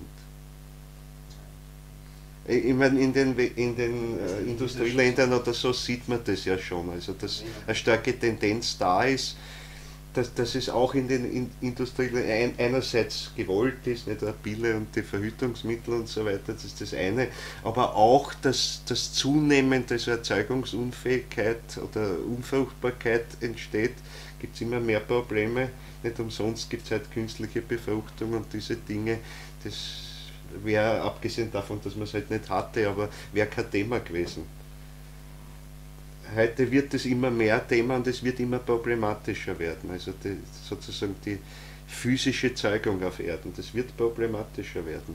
Es wird teilweise technische Unterstützung brauchen. Es ist also eine Problematik. Und da sind viele Probleme damit verbunden. Es ist gar keine Frage, aber die natürliche Sache hat ihren Höhepunkt bereits überschritten. Ich meine, es ist schon dramatisch, wie nur im 20. Jahrhundert also diese Geburtenrate in Wahrheit also zurückgegangen ist, die Reproduktionsrate überhaupt, also in den Industrieländern. Ich meine, so von den, weiß ich nicht, 50er Jahren, 40er, 50er Jahren bis heute ist das, weiß ich nicht, auf ein Viertel zurückgegangen. Jetzt kommt halt noch viel Zustrom aus den noch nicht so industrialisierten Ländern, die sind noch sehr, sehr fortpflanzungsfreudig sozusagen, aber auch da wird das früher oder später aufhören und das geht also sehr, sehr schnell, dass das also zurückgeht. Und im Grunde wird es so sein, dass also laut Rudolf Steiner im 7. Jahrtausend der größte Teil der Menschheit sich nicht mehr inkarnieren wird. Und höchstens noch eine Gefahr besteht, dass wenn dann noch so Art Zeugungsprozesse passieren, dass dann nicht wirklich mehr menschliche Wesen herauskommen. Ja, das ist jetzt was Schwieriges. Dazu muss man sagen, wie sind denn die Tiere entstanden? Wie sind die Pflanzen entstanden? Wie sind die Mineralien entstanden? Eigentlich als etwas, was der Mensch aus sich herausgesetzt hat. Natürlich nicht der körperliche Mensch heute, sondern der Mensch, der ursprünglich die ganze Erde war. So fängt es nämlich an. Der Ur-Adam, den darf man sich nicht vorstellen als ein Mandel, wie wir heute sind. Der Ur-Adam ist eigentlich so groß wie die Erdensphäre, die damals noch die Mondensphäre mit umschließt. Dort ist die Paradiesesgegend und eigentlich ist er dieses ganze Gebilde. Die Hebräer sprechen überhaupt vom Adam Kadmon. Der Adam Kadmon ist der kosmische Adam, also eigentlich am Anfang das ganze Weltall ist alles. Dann schrumpft es halt ein bisschen. Wir sind halt heute schon ziemlich geschrumpft. Aber in diesem Prozess der Menschwerdung, dass wir also so heutige körperliche Menschen werden, in dem Prozess werden zum Beispiel die Tiere ausgeschieden, könnte man sagen, aus der Entwicklung. Das heißt, da verkörpern sich jetzt Wesenheiten, die aber kein Ich aufnehmen können. Der Mensch ist der durchgeht, der das Ich aufnehmen kann und immer intensiver zur Wirksamkeit bringen kann. Aber es gibt dann halt Wesenheiten, die das nicht mitnehmen können, die diese Wirksamkeit des Ich nicht mehr entfalten können, zumindest nicht des individuellen Ich. Und aus dem sind die Tiere entstanden. Zeitlich früher sogar. Ja, der Mensch hat es längst erwarten können, ist am längsten in dem geistigen Zustand geblieben und hat sich eben nicht körperlich verhärtet. Also das heißt, da vorher schneiden die Mineralien heraus, weil die gehören genauso dazu. Die Pflanzen, die Tiere, ja, dann schließlich die Vormenschen oder irgendwas, weiß ich nicht, Neandertaler oder so, das geht aber dann auch nicht weiter. scheidet auch aus, zählt aber zumindest schon zu den Hominiden, also ist schon ganz nahe mit uns verwandt, aber scheidet auch aus, geht nicht weiter.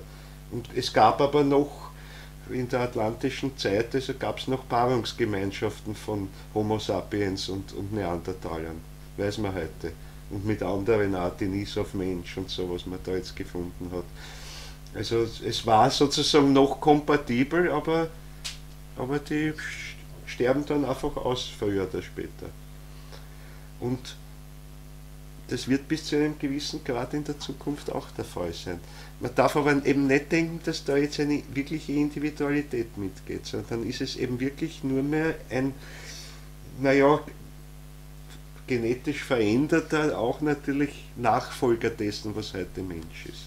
Das ist also eine sehr, sehr heikle Frage natürlich. Und da werden sehr viele ethische Probleme auf uns zukommen, Fragestellungen. Wo ist das? Ich habe dieses heikle Thema der sogenannten ich-losen Menschen schon mal kurz angesprochen, weil es das heute schon gibt. Und dann darf aber dabei alles rauskommen, nur nicht dieser Gedanke, okay, das sind Untermenschen oder irgend sowas. Sondern dann muss uns bewusst sein, dass da nämlich auch für die Zukunft Wesenheiten entstehen. Weil Ich ist halt nicht mehr drinnen, die geistige Wesenheit ist woanders. Aber da entstehen Wesenheiten, die auch für die Zukunft wichtig sind. Auch für die fernere Zukunft. Wir haben eine Aufgabe, so wie wir dem Tierreich gegenüber eine Aufgabe haben. Ich meine, in Wahrheit das ganze Tierreich, wir müssen es ja irgendwann einmal wieder mit unserem Wesen vereinigen. In Wahrheit. Wir haben es herausgesetzt, weil es einfach Kräfte da drin waren, die wir noch nicht bewältigen konnten. Das ist die Ursache. Die zu stark waren für uns, um bearbeitet zu werden. Darum hat sich das getrennt. Und dieser Prozess setzt sich im Grunde fort bis zum Ende unserer Inkarnation. Und setzt sich dieser Prozess fort, dann hört er auf. Dann kann sich zwar noch was weiter auf Erden entwickeln, aber dann wirkt zumindest in der Art wie jetzt der Mensch nicht mehr hinein. Er nimmt dann bereits also wieder eine größere Sphäre ein, das heißt, langsam wieder wird er ein planetares Wesen, ein kosmisches Wesen, wenn man so will, so wie es der Uradam einmal war. Aber auf neue Weise. Also das heißt, da kommen gewaltige Fragestellungen noch auf uns zu, wie mit dem umzugehen ist. Also so viel zum Verwandeln der Natur, zum Entstehen einer ganz anderen Natur, als wir sie heute kennen. Also was alles noch in der Zeit passieren wird. Ich meine, ja, es wird insofern weitergehen, als natürlich die Erde nicht dann gleich im 7. Jahrtausend verschwinden wird, das ist schon klar. Und die Natur wird auch noch irgendwo weitergehen. Sie wird von außen durch den Menschen noch Kräfte bekommen, damit sie sozusagen ein regelrecht ihrem Lebensalter gemäß dann irgendwann einmal zugrunde gehen darf. Da werden wir von außen mitarbeiten, aber es wird anders sein als jetzt.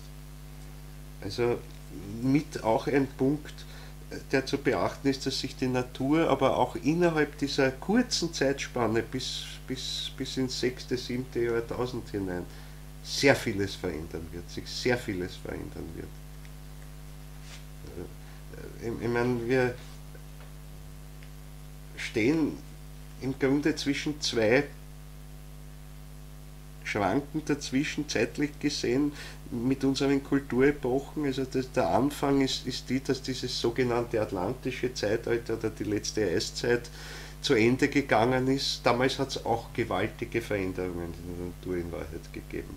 Ich meine, die Tierwelt war eine ganz andere danach, die Pflanzenwelt hat sich verändert. Natürlich ist auch was geblieben, aber der Großteil hat sich ganz stark verändert. Und genauso wird es natürlich sein am Ende. Jetzt diese Zeit der Kulturepochen, also im 7. Jahrtausend.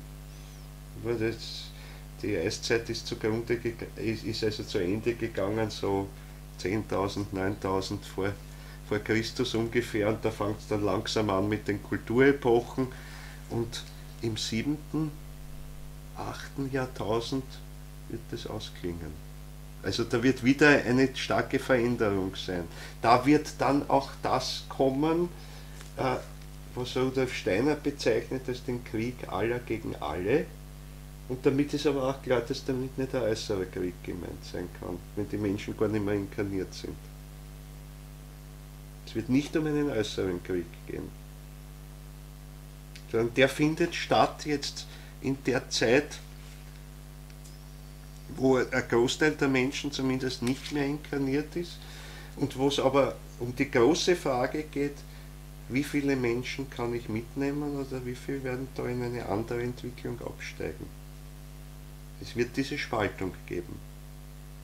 Es wird diese Spaltung geben, wo in letzter Konsequenz passieren könnte, aber nicht endgültig während unserer Erdentwicklung, also da ist noch viel Zeit, das abzufangen, auch wenn es immer schwerer wird, aber wo bereits eine Scheidung der Geister stattfindet. Also das heißt, welche, die den eigentlichen Menschenweg gehen und welche, die aus diesem Menschenweg ausscheiden. Wirklich ausscheiden. Das heißt, im Grunde auf ihr menschliches Ich verzichten. Vielleicht schon eine Ich-Kraft haben, die aber anders geartet ist. Zugunsten welcher Qualitäten? Naja, welcher Qualitäten? Die Frage ist, welche Chance haben sie denn überhaupt, in welches Reich können sie sozusagen eingehen? Weil die eigentliche Erdenwelt, die sich dann zum neuen Jupiter oder zu dem neuen Jerusalem entwickeln soll, dort werden sie keinen Platz finden, weil sie nicht die entsprechenden Fähigkeiten mitbringen, also dort mit der Umgebung umzugehen, sondern es wird eine Art Nebenplanet gebildet werden zu diesem neuen Jerusalem oder zu diesem neuen Jupiter, so wie die Erde heute den Mond zum Beispiel hat als Punkt, also etwas, was herumkreist, was ausgelagert ist.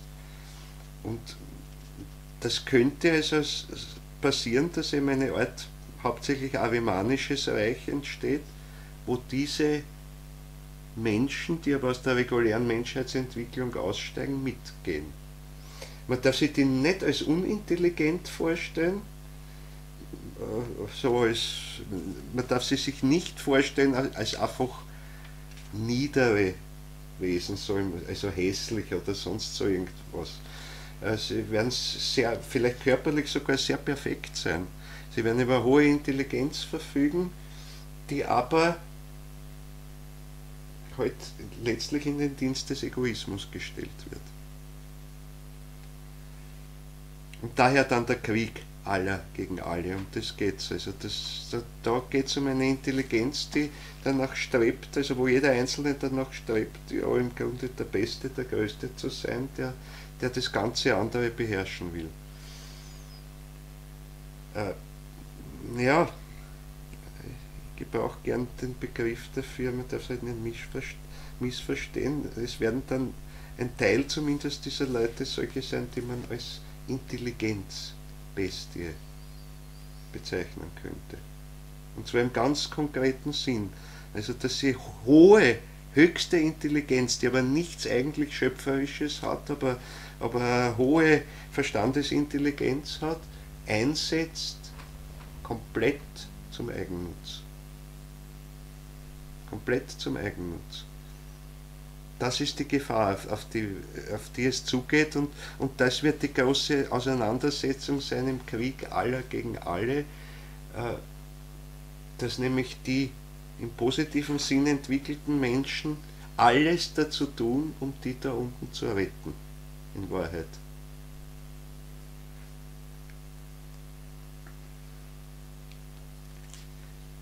Und das wird einen gewaltigen Einfluss natürlich auch darauf haben, wie dieses neue Jerusalem oder dieser neue Jupiter, wie Steiner auch nennt, also die nächste Verkörperung dieser Erde, beschaffen sein wird. Weil wenn wir viele Menschen verlieren in dieses andere Reich, dann wird dieser neue Jupiter heute eine sehr viel kargere Welt sein. Also es wird auch für uns Folgen haben, und für die anderen wird es halt die Folgen haben, dass sie in dieses Reich gebannt sind und aus dem im Grunde nicht mehr weg können. Es wird, wie gesagt, dann noch in späteren Zeiten Umkehrmöglichkeiten geben, aber es wird dann immer schwieriger.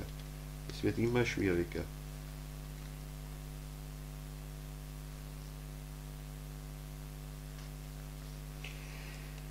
und eine schwierige Zeit wird auch sein, vor diesem Krieg aller gegen alle,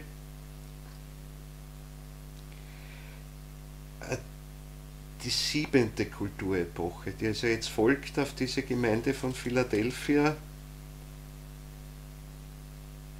die also so kurz nach 5700 eben beginnt, genau, ich weiß die Zahlen nicht auswendig, muss ich mal nachschlagen und euch vorlesen, die muss man sich wirklich merken, man kann es ausrechnen, es ist ein gewisses Zahlenprinzip dahinter, weil die Kulturepochen dauern immer 2160 Jahre, das entspricht dem Durchgang durch den Tierkreis. Du hast mir das letzte Mal gesagt, 5733. Ja, ja, Letztes Mal ja, hast du ausgerechnet. ja, genau.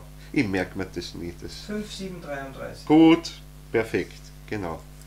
Ja, also das ist wirklich kurz, also nach diesem Zeitpunkt, wo die ersten Menschen sich nicht mehr inkarnieren werden, oder abgesehen von den hohen Eingeweihten, bei denen ist es sowieso früher, aber wo es einfach doch eine größere Zahl von Menschen sich nicht mehr inkarnieren werden.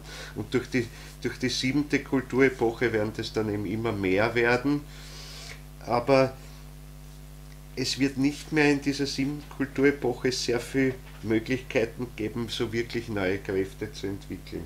Also wer nicht vorher schon vorgearbeitet hat, um jetzt die 7. Epoche dazu nützen zu können, die Früchte dieser Vorarbeit zu ernten und ausreifen zu lassen, der wird es ziemlich schwer haben. Und daher ist diese nächste Gemeinde, um die es geht, also sprich diese 7. Kulturepoche, die Gemeinde von Laodicea, die Epoche, wo davon gesprochen wird, dass ihr blau seid, weder warm noch kalt. Also so ein bisschen gleichgültig irgendwo, man kommt nicht so richtig vorwärts, aber zurück geht es auch nicht richtig, es ist so, ist alles in Schwebe irgendwo. Ja, ich lese es einmal vor, ein Stückchen. Und an den Engel der Gemeinde zu Laodicea schreibe: Das spricht der Amen, der durch das Zeugnis seines Wesens Glauben und Erkenntnis wahr macht, das göttlich-schöpferische Prinzip der Welt. Das spricht der Amen. Amen kennen wir als Abschluss des Gebetes, jedes Gebetes. Was ist dieser Amen? Also Steiner nennt es auch das Endwesen. Das Alpha und das Omega. Ja, im Grunde ist es einerseits der Christus, andererseits aber auch der Mensch, wie er am Ende dieser Entwicklung sein soll oder sein könnte. Das ist halt das Musterbeispiel, das vollendete Beispiel.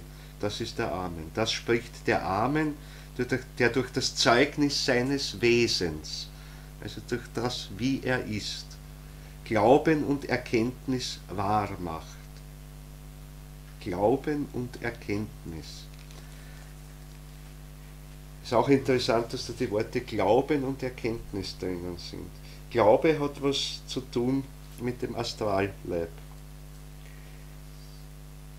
Glaube ist nämlich, habe ich auch schon die letzten Male gesagt, nicht das, was wir heute darunter verstehen. Heute sagen wir, naja, ich muss es glauben, wissen tue es nicht wirklich, aber ich glaube es halt. Also ich vertraue darauf, dass es wahr ist. So hätte man es selbst im Mittelalter noch nicht gedacht, sondern Glaube war eine tiefe, gefühlsmäßige Überzeugung, Sicherheit, dass das wahr ist, was ich erlebe. Ich kann es zwar nicht in die Verstandesklarheit heben, aber da im Gemüt bin ich mir sicher. Da zweifle ich nicht daran. Also wenn der Zweifel am Glauben anfängt, dann fängt er an zu einer Zeit, wo der Verstand einfach die Überhand gewinnt, der kommt nicht an die Realität heran und dann sagt er, ja, das kann ich glauben oder nicht. Und da fängt es an zu bröseln. Aber der wirkliche Glaube hängt damit zusammen, dass ich im Astralischen, aber damit traumbewusst nur die Realität, diese geistige Realität erlebe. Und daher die Sicherheit habe, dass das da ist.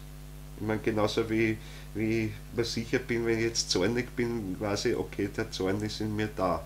Das kriege ich schon mit irgendwo. Da wird keiner sagen, naja, ich bin mir nicht sicher, vielleicht ist das nur Einbildung, dass ich zornig bin. Wenn ich wirklich zornig und grantig bin, dann merke ich das schon irgendwo. Wenn ich mich fragen muss, dann kann ich es eh gleich bleiben lassen. Oder wenn ich jetzt nur das Gefühl der Liebe, ich sage jetzt, betone das jetzt ganz bewusst, weil Liebe eigentlich mehr ist. Liebe ist eine wirkliche Lebenskraft. Da ist das Gefühl dabei, aber da ist auch eine Lebenskraft daher. Da ist die Liebeskräfte hängen mit dem Ätherleib in Wahrheit zusammen. Daher nennt Rudolf Steiner auch den Ätherleib den Liebeleib oder Liebesleib. Weil da wird das wirkliche Lebenskraft. Das heißt, es ist eine Kraft, die Lebenskräfte verströmen kann sogar. Wechselseitig. Also wenn Menschen einander lieben, ist es eigentlich ein wechselseitiger Austausch an Lebenskräften, einander zuströmen von Lebenskräften. Das ist zum Beispiel auch der Punkt, denn wenn ein geliebter Mensch stirbt, den man wirklich sehr konsequent arbeiten muss daran, das zu bewältigen, weil diese Lebenskräfte zunächst einmal dann weg sind, der Austausch.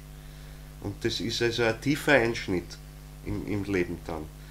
Da kann ich den im Geistigen vielleicht sogar noch bewusst irgendwie miterleben oder den Kontakt haben, aber diese Ebene ist weg. Diese Ebene ist weg.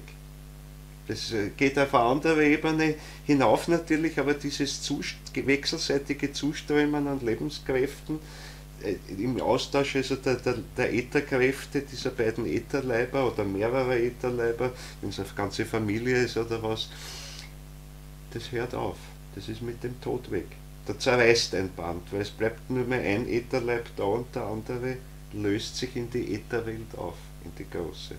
Und übergibt den Schatz eigentlich, den er auch durch dieses Liebesverhältnis gewonnen hat, übergibt er der Äthersphäre. Und mit der Situation, mit dieser starken Veränderung umzugehen, an dem muss man arbeiten. Man muss sich bewusst sein, dass das eben auch Probleme bis in die Gesundheit, ins Körperliche hinein haben kann, ja sogar sicher hat, aber man kann das abfangen, aber da muss man was tun dafür. Also sehr bewusst damit umgehen. Also schlecht ist es einfach zu verdrängen. Dann fängt es irgendwo zum Gären im Untergrund an auf eine ungesunde Weise. Und das sind dann auch so Dinge, wo dann im schlimmsten Fall ja passieren kann, dass der Tote vielleicht sich jetzt versucht einzunisten im Astralleib, der spürt die Not des Unten, er hat selber seine Not oben, weil er nicht zur Rande kommt mit der Welt oben und jetzt klammert es sich da dran, aber das ist dann ein total ungesundes Verhältnis, wenn es nicht bewusst wird. Also das wird auch im Grunde schon ab heute immer wichtiger, dass man das bewusst herankommt, dass es zumindest Menschen gibt, die einem helfen können, sich dessen bewusst zu werden. Aber das muss dann so sein, dass es mit völliger Wachheit des Bewusstseins dessen ist, der heute die Hilfe kriegt. Wenn ich das jetzt versuche, zum Beispiel auf einen hypnotischen Weg zu machen und den, weiß ich nicht, hinzuführen, welche Wesenheit spuckt denn da in dir herum und aus der Hypnose kommt irgendwas, abgesehen davon, dass es wahnsinnig schwierig ist, zu erkennen, wer ist denn das wirklich. Ich meine, der Hypnotiseur nimmt weil der Hypnotisierte spricht vielleicht. Einfach ist oft so, in der Hypnose läuft es so, dass der unbewusst, also zumindest nicht mit dem Wachbewusstsein, sondern mit einem Trausbewusstsein spricht und dann fängt wirklich diese andere Wesenheit auch zu sprechen an mit der Stimme des anderen. Kann sogar dann eine Stimme sein, die man auf dem ersten gar nicht wiedererkennt, weil der andere Sprechgewohnheiten hat, bis in den Klang hinein. Das kann sehr eigenartig sein.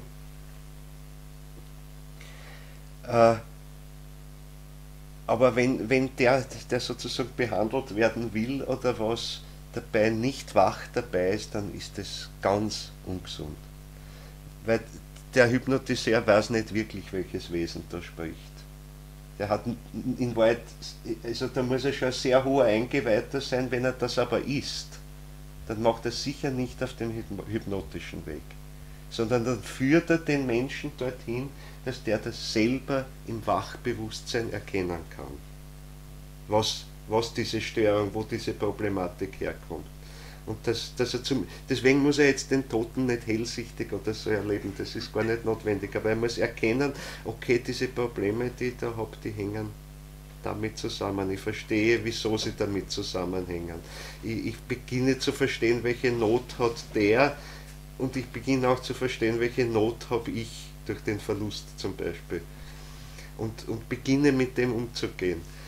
Es gibt halt viele Wege, weil das Problem ja wirklich in Wahrheit virulent ist, wo man das versucht auf halbbewusster oder unbewusster Weise zu tun. Viele diese ganzen Geschichten, Familienaufstellungen und solche Sachen. Das kann, wenn wer es wirklich beherrscht und den Leuten also das volle Bewusstsein ermöglicht, die da teilnehmen daran, dann kann das auch funktionieren. Aber wenn es nicht ist, dann kann es total schief gehen. Dann kann nämlich die Folge noch ärger sein, dass sich die Wesenheit noch mehr einnistet in Wahrheit, oder dass die vielleicht gar nicht die entscheidende war, die man da herausgeholt hat, und dafür im Hintergrund die andere sich noch besser festsetzen kann, weil die andere sich entfernt hat, die aber eh nicht das Problem war. Also da gibt es viele Dinge. Also ich würde unheimlich abraten dafür, irgendeinen Weg da zu gehen, wo man nicht mit vollem wachen Bewusstsein bei jedem Schritt dabei sein kann. Und wo man auch genügend vorbereitet wird, diese Wahrheiten, die dann halt herauskommen, zu ertragen.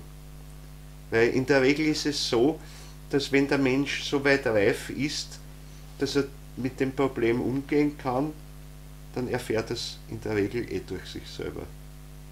Jetzt kann es oft sein, dass er nur ein paar kleine Schritte braucht mit Hilfe, dass er so weit ist, aber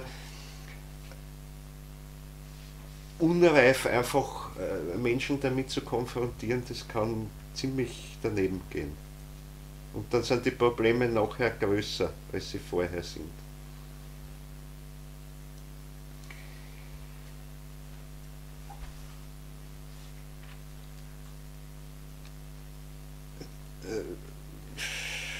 Wir dürfen uns da nicht täuschen über diese Dinge. Also das kommt auf uns zu. Ja, Gemeinde von Laodicea. Also wir haben jetzt ein bisschen gesprochen über den Amen, über das Endwesen sozusagen. Also das ist im Grunde das Musterbild, dem wir zustreben. Und das in individualisierter Form natürlich, also jeder in seiner Form. Und eben auch dann diese Dinge ausgeschieden haben, die nicht zu uns gehören. Ja, also ich durchschaue dein Tun, so geht es jetzt weiter. Du bist weder kalt noch warm. Das heißt, es ist jetzt nicht mehr so eine energische geistige Tätigkeit, auch nicht die starke Ablehnung, es ist so eine gewisse Wurstigkeit oder Verzweiflung vielleicht auch, es nutzt eh nichts, ich kann eh nicht mehr, weil es werden jetzt natürlich vorwiegend die Menschen inkarniert sein, die es nicht geschafft haben bis dahin, beziehungsweise etliche, die bewusst aber jetzt trotzdem herunterkommen, aber die sind dann nicht das Problem, das sind nicht die Lauen und die weder kalt noch warm sind. Also ich durchschaue dein Tun, du bist weder kalt noch warm, wärest du wenigstens kalt oder warm. Da du aber lau und weder kalt noch warm bist, speie ich dich aus. Also das Endwesen spricht. Ich speie dich aus, also du kommst nicht zu diesem Endwesen im Grunde. Du sagst, ich bin reich und habe alles und mir fehlt nichts.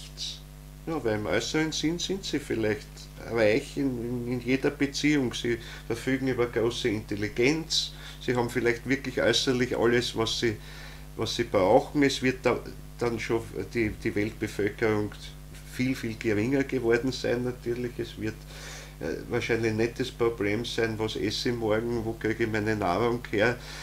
Es wird ein ziemlich hochtechnisierter Zustand sein, auch.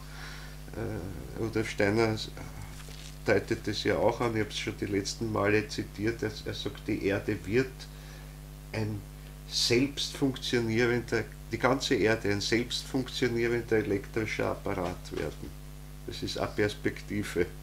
Die ganze Erde ist also ein Aspekt. Also es heißt jedenfalls nichts anderes, als dass die Technik jedenfalls Entschuldigung, sehr verbreitet sein wird.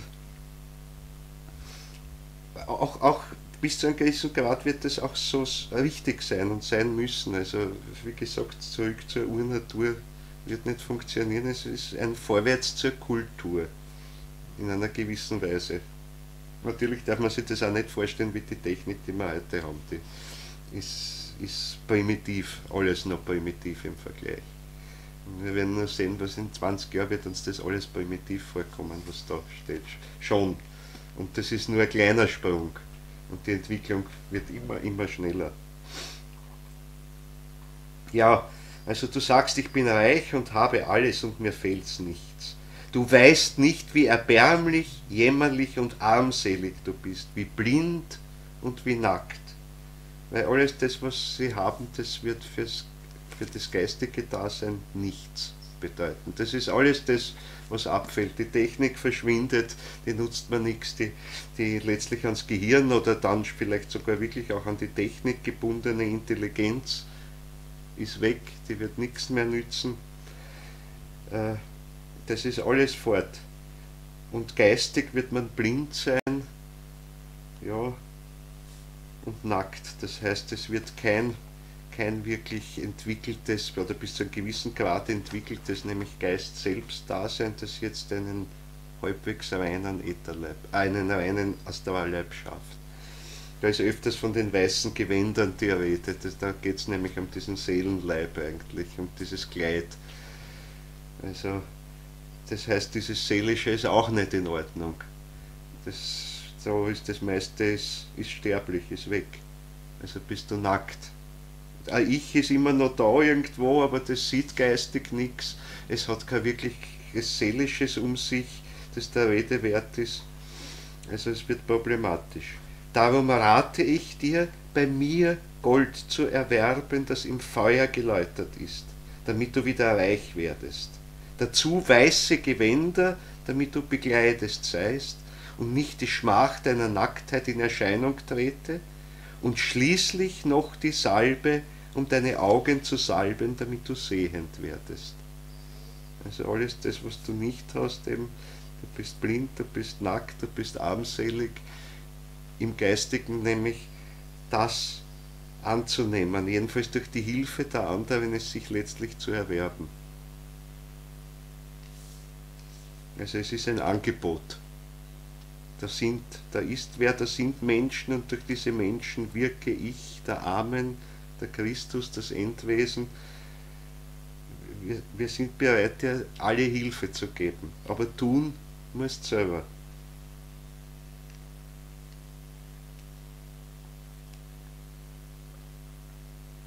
Und es wird natürlich eine sehr schmerzliche Zeit auch für viele werden, ja, in gewisser Weise für alle, weil es wird schmerzlich werden für die mit der Entwicklung noch nicht mitgekommen sind, die trifft es ganz hart, aber es wird natürlich sehr schmerzlich auch für die sein, die geistig hochentwickelt sind, wirklich entwickelt sind und zusehen müssen, welches Elend da auch herrscht, nämlich welches seelische Elend da herrscht auf Erden. Bei all dem Reichtum, der im äußeren Sinn da ist, aber wie diese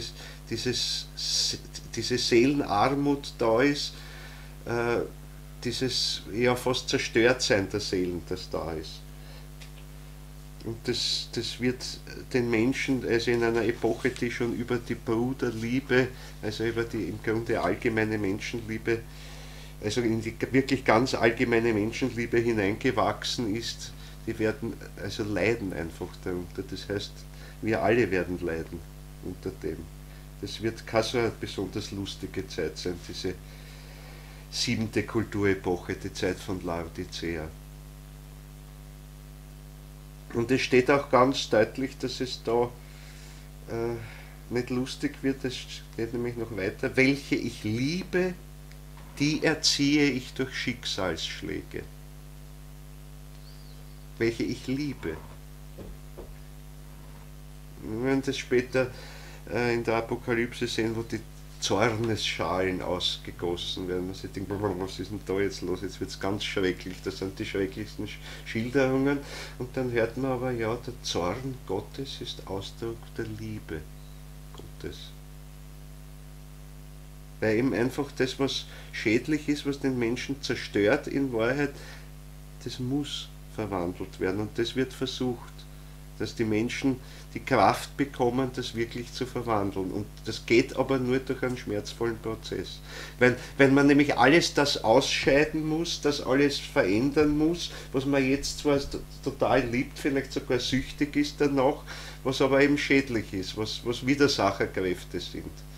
Ich kann nur herauskommen, wenn ich diese Sachen verwandle, die mir halt diese, wie soll ich sagen, niederen Lüste bereiten. Damit ist jetzt gar nichts gegen irdische Lust grundsätzlich zu sagen.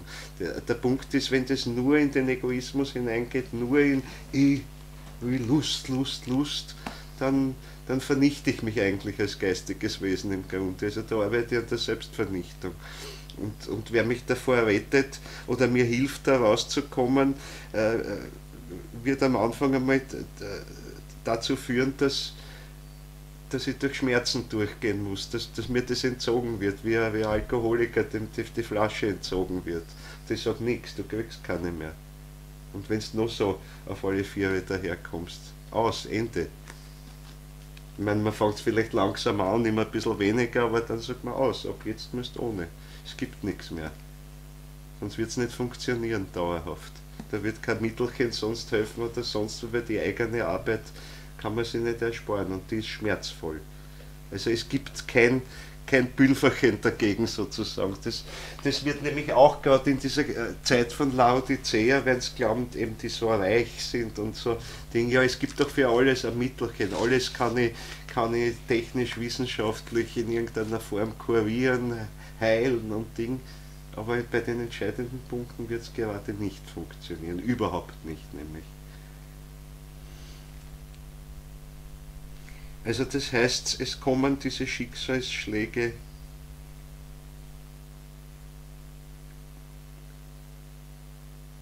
und da müssen wir durch.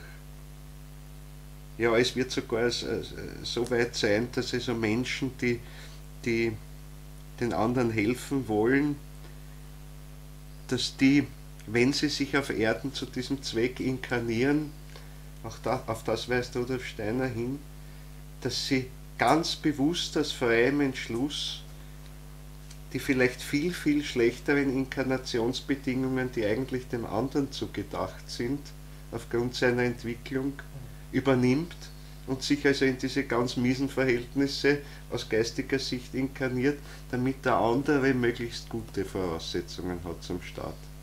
Das wird nur freiwillig gehen, es ist ein Liebesakt, den kann niemandem vorschreiben, außer man sich selbst. Und das heißt aber natürlich, dass das Schicksal dann auch für den, der eigentlich gar nicht mehr herunter müsste, auch schwer wird da unten. Das heißt nicht, weil er jetzt sich nicht mehr inkarnieren müsste für sich selbst, dass das Leben jetzt so leicht ist. Weil er lädt sich dann extra Schwierigkeiten auf. Er kann nicht das Karma des anderen übernehmen, aber er lebt in extrem schwierigen Bedingungen. Ja, haben wir noch ein bisschen Zeit, aber wenn ich denke, das fängt so 5733 einmal langsam an. Man So. übernimmt die Schwierigkeiten, aber nicht das Karma? Nein, das Karma kann man nicht. Nein, was nehme ich ihm dann ab? Nein, ich nehme ihm gewisse schwierige Umgebungsbedingungen ab, die natürlich in gewisser Weise auch zum Karma zählen, aber die karmische Aufgabe kann ihm nicht abnehmen. Die muss er dann in einem anderen Leben abtragen? Oder die wird dann später Naja, übernehmen? er kann sie vielleicht in dem Leben schon abarbeiten, aber eben unter besseren Bedingungen. Ah, ja. unter besseren äußeren Bedingungen. Also da kann man mithelfen, weil Karma heißt ja nie, dich muss das und das und das und das treffen, und Karma kann sich sehr verschieden auswirken. Es geht ja immer nur darum, dass eine bestimmte Aufgabe erfüllt wird, dass ich bestimmte Kräfte, die ich durch meine Schuld im Grunde in meinem seelischen, in meinem astralischen zerstört habe, ruiniert habe, dass ich die wieder in Ordnung bringe. Das kann auf verschiedenen Wegen gehen.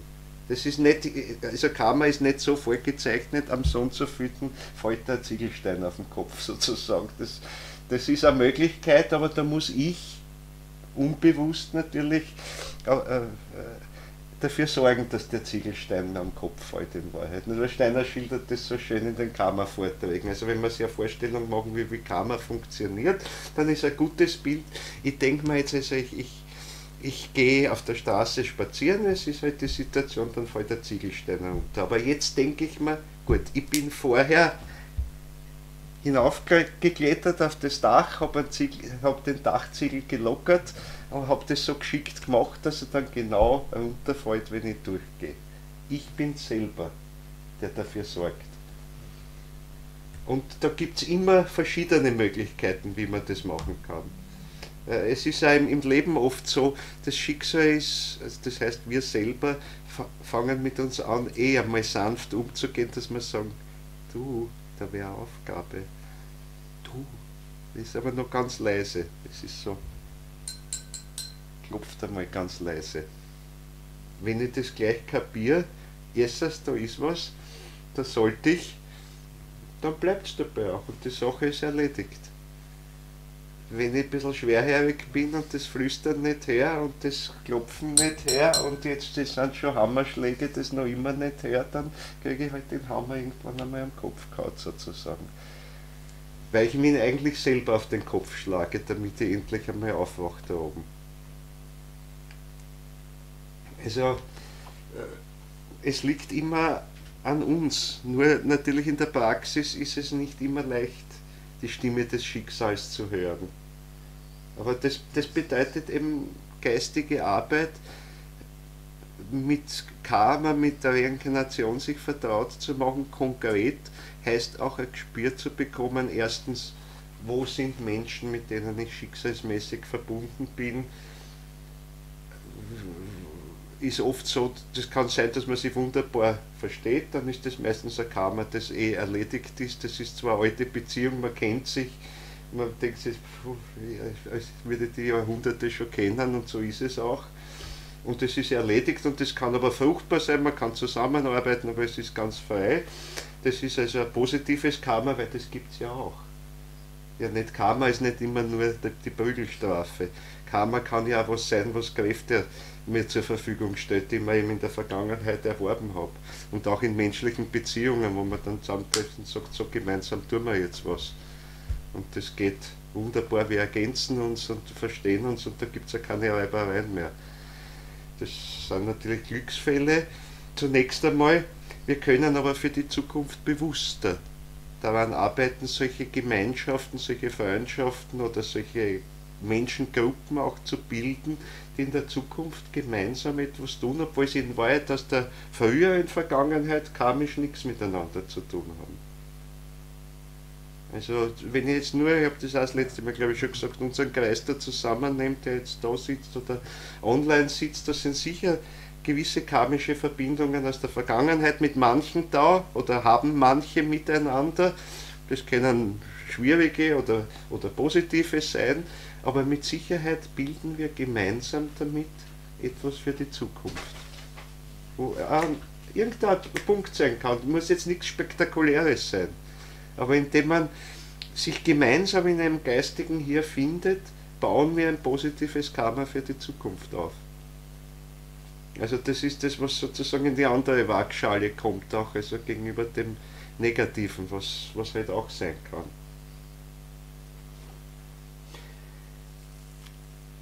Also die Schicksalsschläge, die können ja dann auch Schicksalsanstöße sein, im guten Sinne. Also, welche ich liebe, die erziehe ich durch Schicksalsschläge. So setze denn alles daran, deinen Sinn zu ändern. Siehe, ich stehe vor der Tür und klopfe an. Wer meine Stimme hört und mir die Türe aufmacht, zu dem will ich hineingehen und will das heilige Mahl mit ihm halten und er mit mir. Da wird schon ein sehr viel größerer Schritt von dem verwirklicht, die gleiche Vollmacht des Ich, die ich von meinem Vater erhalten habe. Ja, darum geht es bei dem heiligen Mahl. Wer überwindet, dem will ich geben, dass er mit mir throne, wie auch ich den Sieg des Geistes errungen habe und mit meinem Vater throne. Wer Ohren hat, der höre, was der Geist zu den Gemeinden spricht. Ja, der Thron, das Thronen steht da auch nicht ganz von ungefähr, weil das nächste Bild, das auf uns zukommt, da geht es jetzt um den Thron im Himmel bereits. Da ist jetzt ein großer Aufbruch da und die ganze Schilderung der Apokalypse steigt jetzt auf eine höhere Ebene auf. Man kann sagen, jetzt haben wir uns immer noch sehr beschäftigt mit der unteren, mit der irdischen Ebene direkt. Jetzt erhebt sich der Blick dann immer mehr in höhere Sphären. Also die nächste Sphäre, kann man sagen, ist die Sphäre der Siegel dann, die auch geöffnet werden. Also es ist zuerst diese Schilderung dann des Thrones im Himmel und dann das Buch mit den 7 Siegeln, die dann der Reihe noch geöffnet werden. Da wird es schon ein bisschen grimmig irgendwo. Bei dieser Stufe ist die Imagination bereits das ganz Wichtige. Wir haben jetzt hier auch natürlich schon Imaginationen drinnen gehabt, aber trotzdem hat sich's noch auf die äußeren Gemeinden in gewisser Weise bezogen, auf die äußere Kulturentwicklung bezogen. Also eigentlich war es noch die äußere Erkenntnis. Mit der kann man nur ein bisschen da durchkommen. Jetzt kommt es auf die Ebene wirklich der Imagination, zwar wirklicher Imaginationen. Das heißt, so wie wir es am Anfang ein bisschen besprochen haben, ist ja wirklich dieses rein seelische Erleben, das aber dann zur Schilderung in sinnliche Bilder übersetzt werden muss. Und im Idealfall ist es bei der heutigen geistigen Wahrnehmung wirklich so, dass man selber es ganz bewusst übersetzt in diese Bilder.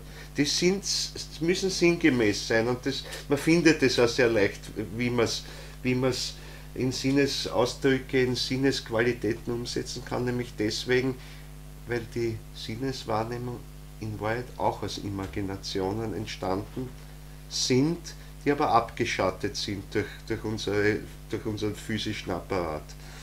Das heißt, es sind im Grund letzte Reste, verdunkelte Reste von Imaginationen, die jetzt an der äußeren materiellen Welt erscheinen dann.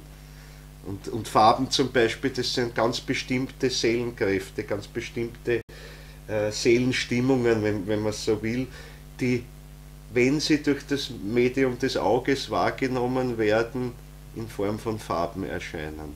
Und da gibt es halt einen ganz bestimmten Zusammenhang zwischen den Farben und den bestimmten Seelenqualitäten, die dahinter stecken.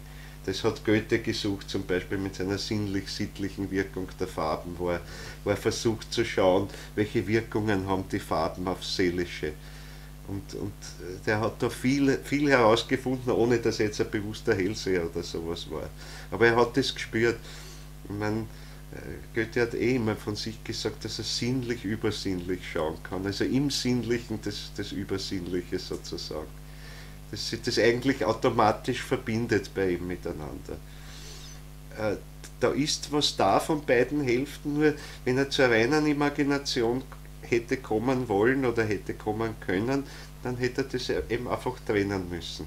Einerseits die sinnliche Seite und andererseits, okay, von dem löse ich jetzt die eigentliche Imagination ab. Ich kann ruhig vom Sinnlichen ausgehen, aber dann muss ich das fallen lassen und das rein seelisch-geistige Erlebnis haben. Dann komme ich dorthin. Also, und das ist fürs heutige Hellsehen, ich mag den Ausdruck eigentlich nicht so gern, weil es natürlich zumindest in der Außenwelt sofort missverstanden wird. Es ist eine imaginative Wahrheit. Also ein seelisch bildhaftes Erlebnis, bildhaft kann man deswegen sagen, weil es so unheimlich reich ist wie ein Bild. Man kann es überschauen im inneren seelischen Erleben. Und ich stehe dem so gegenüber in gewisser Weise, das kann man bei der Imagination ruhig noch sagen, weil ich mich bis zu einem gewissen Grad trennen kann, aber ich kann das weite Panorama überschauen. Wenn ich nur anfange, das Denken bis zur Imagination zu erheben, dann schaue ich das Denken wirklich an. Dann ist es nicht so, wie ich es jetzt erlebe, aha, ich bilde mir einen Gedanken, ich habe zwar schon dann das Bewusstsein, ich bilde da auch was, aber das, was ich bilde, sehe ich sozusagen vor mir. Halt nicht sinnlich, sondern seelisch. Sehe ich es vor mir und ich brauche nur das ablesen, was ich da alles sehe, das brauche ich im Grunde nur beschreiben. Also das Denken wird dann ganz anders. Das ist nicht ein logisch schlussfolgerndes, es ist deswegen nicht unlogisch im Nachhinein, aber das brauche ich nicht, um irgendwas zu finden, sondern ich habe dieses Panorama vor mir und sehe, aha, das hängt mit dem zusammen und da unten ist dieses und jenes. Jetzt wieder Übersetzung natürlich in unsere sinnliche Sprache, weil es auch nicht wirklich räumlich ist. Kann sagen, es ist flächenhaft, aber selbst das ist eine Wiederübersetzung ins Sinnliche. Und aus dem kann man wunderbar schildern dann. Also Rudolf Steiner, seine Vorträge sind aus diesem unmittelbaren Erleben geschildert in Wahrheit. Und das kann man ab dem Zeitpunkt, wo man in ein lebendiges, reines Denken hineinkommt, ist es möglich. Ob ich jetzt schon bei der ganz vollen Imagination bin oder nicht, ist nicht so entscheidend, aber in dem Moment, wo ich zum wirklichen Erlebnis des Denkens komme, bin ich genau dort. Weil Erlebnis des Denkens heißt genau eben, dass ich das anschaue. Und dann tue ich nicht schlussfolgern, nicht nachdenken in dem Sinn, sondern gegenwärtig anschauen.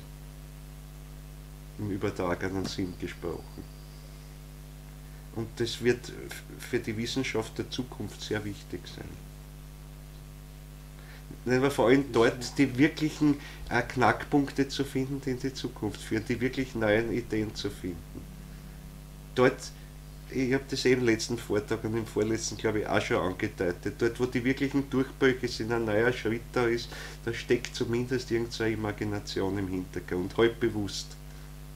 Und dann ist der Rest zu 99% Knochenarbeit, um das irgendwie umzusetzen und zu formulieren. Und das ist notwendig. Dann wird es das, was Rudolf Steiner im Geisteswissenschaft nennt, dass ich das verbinden kann. Ich schaue es geistig, aber ich finde auch die Möglichkeit, das in Worte zu fassen, die auch eine logische Reihenfolge haben, sozusagen.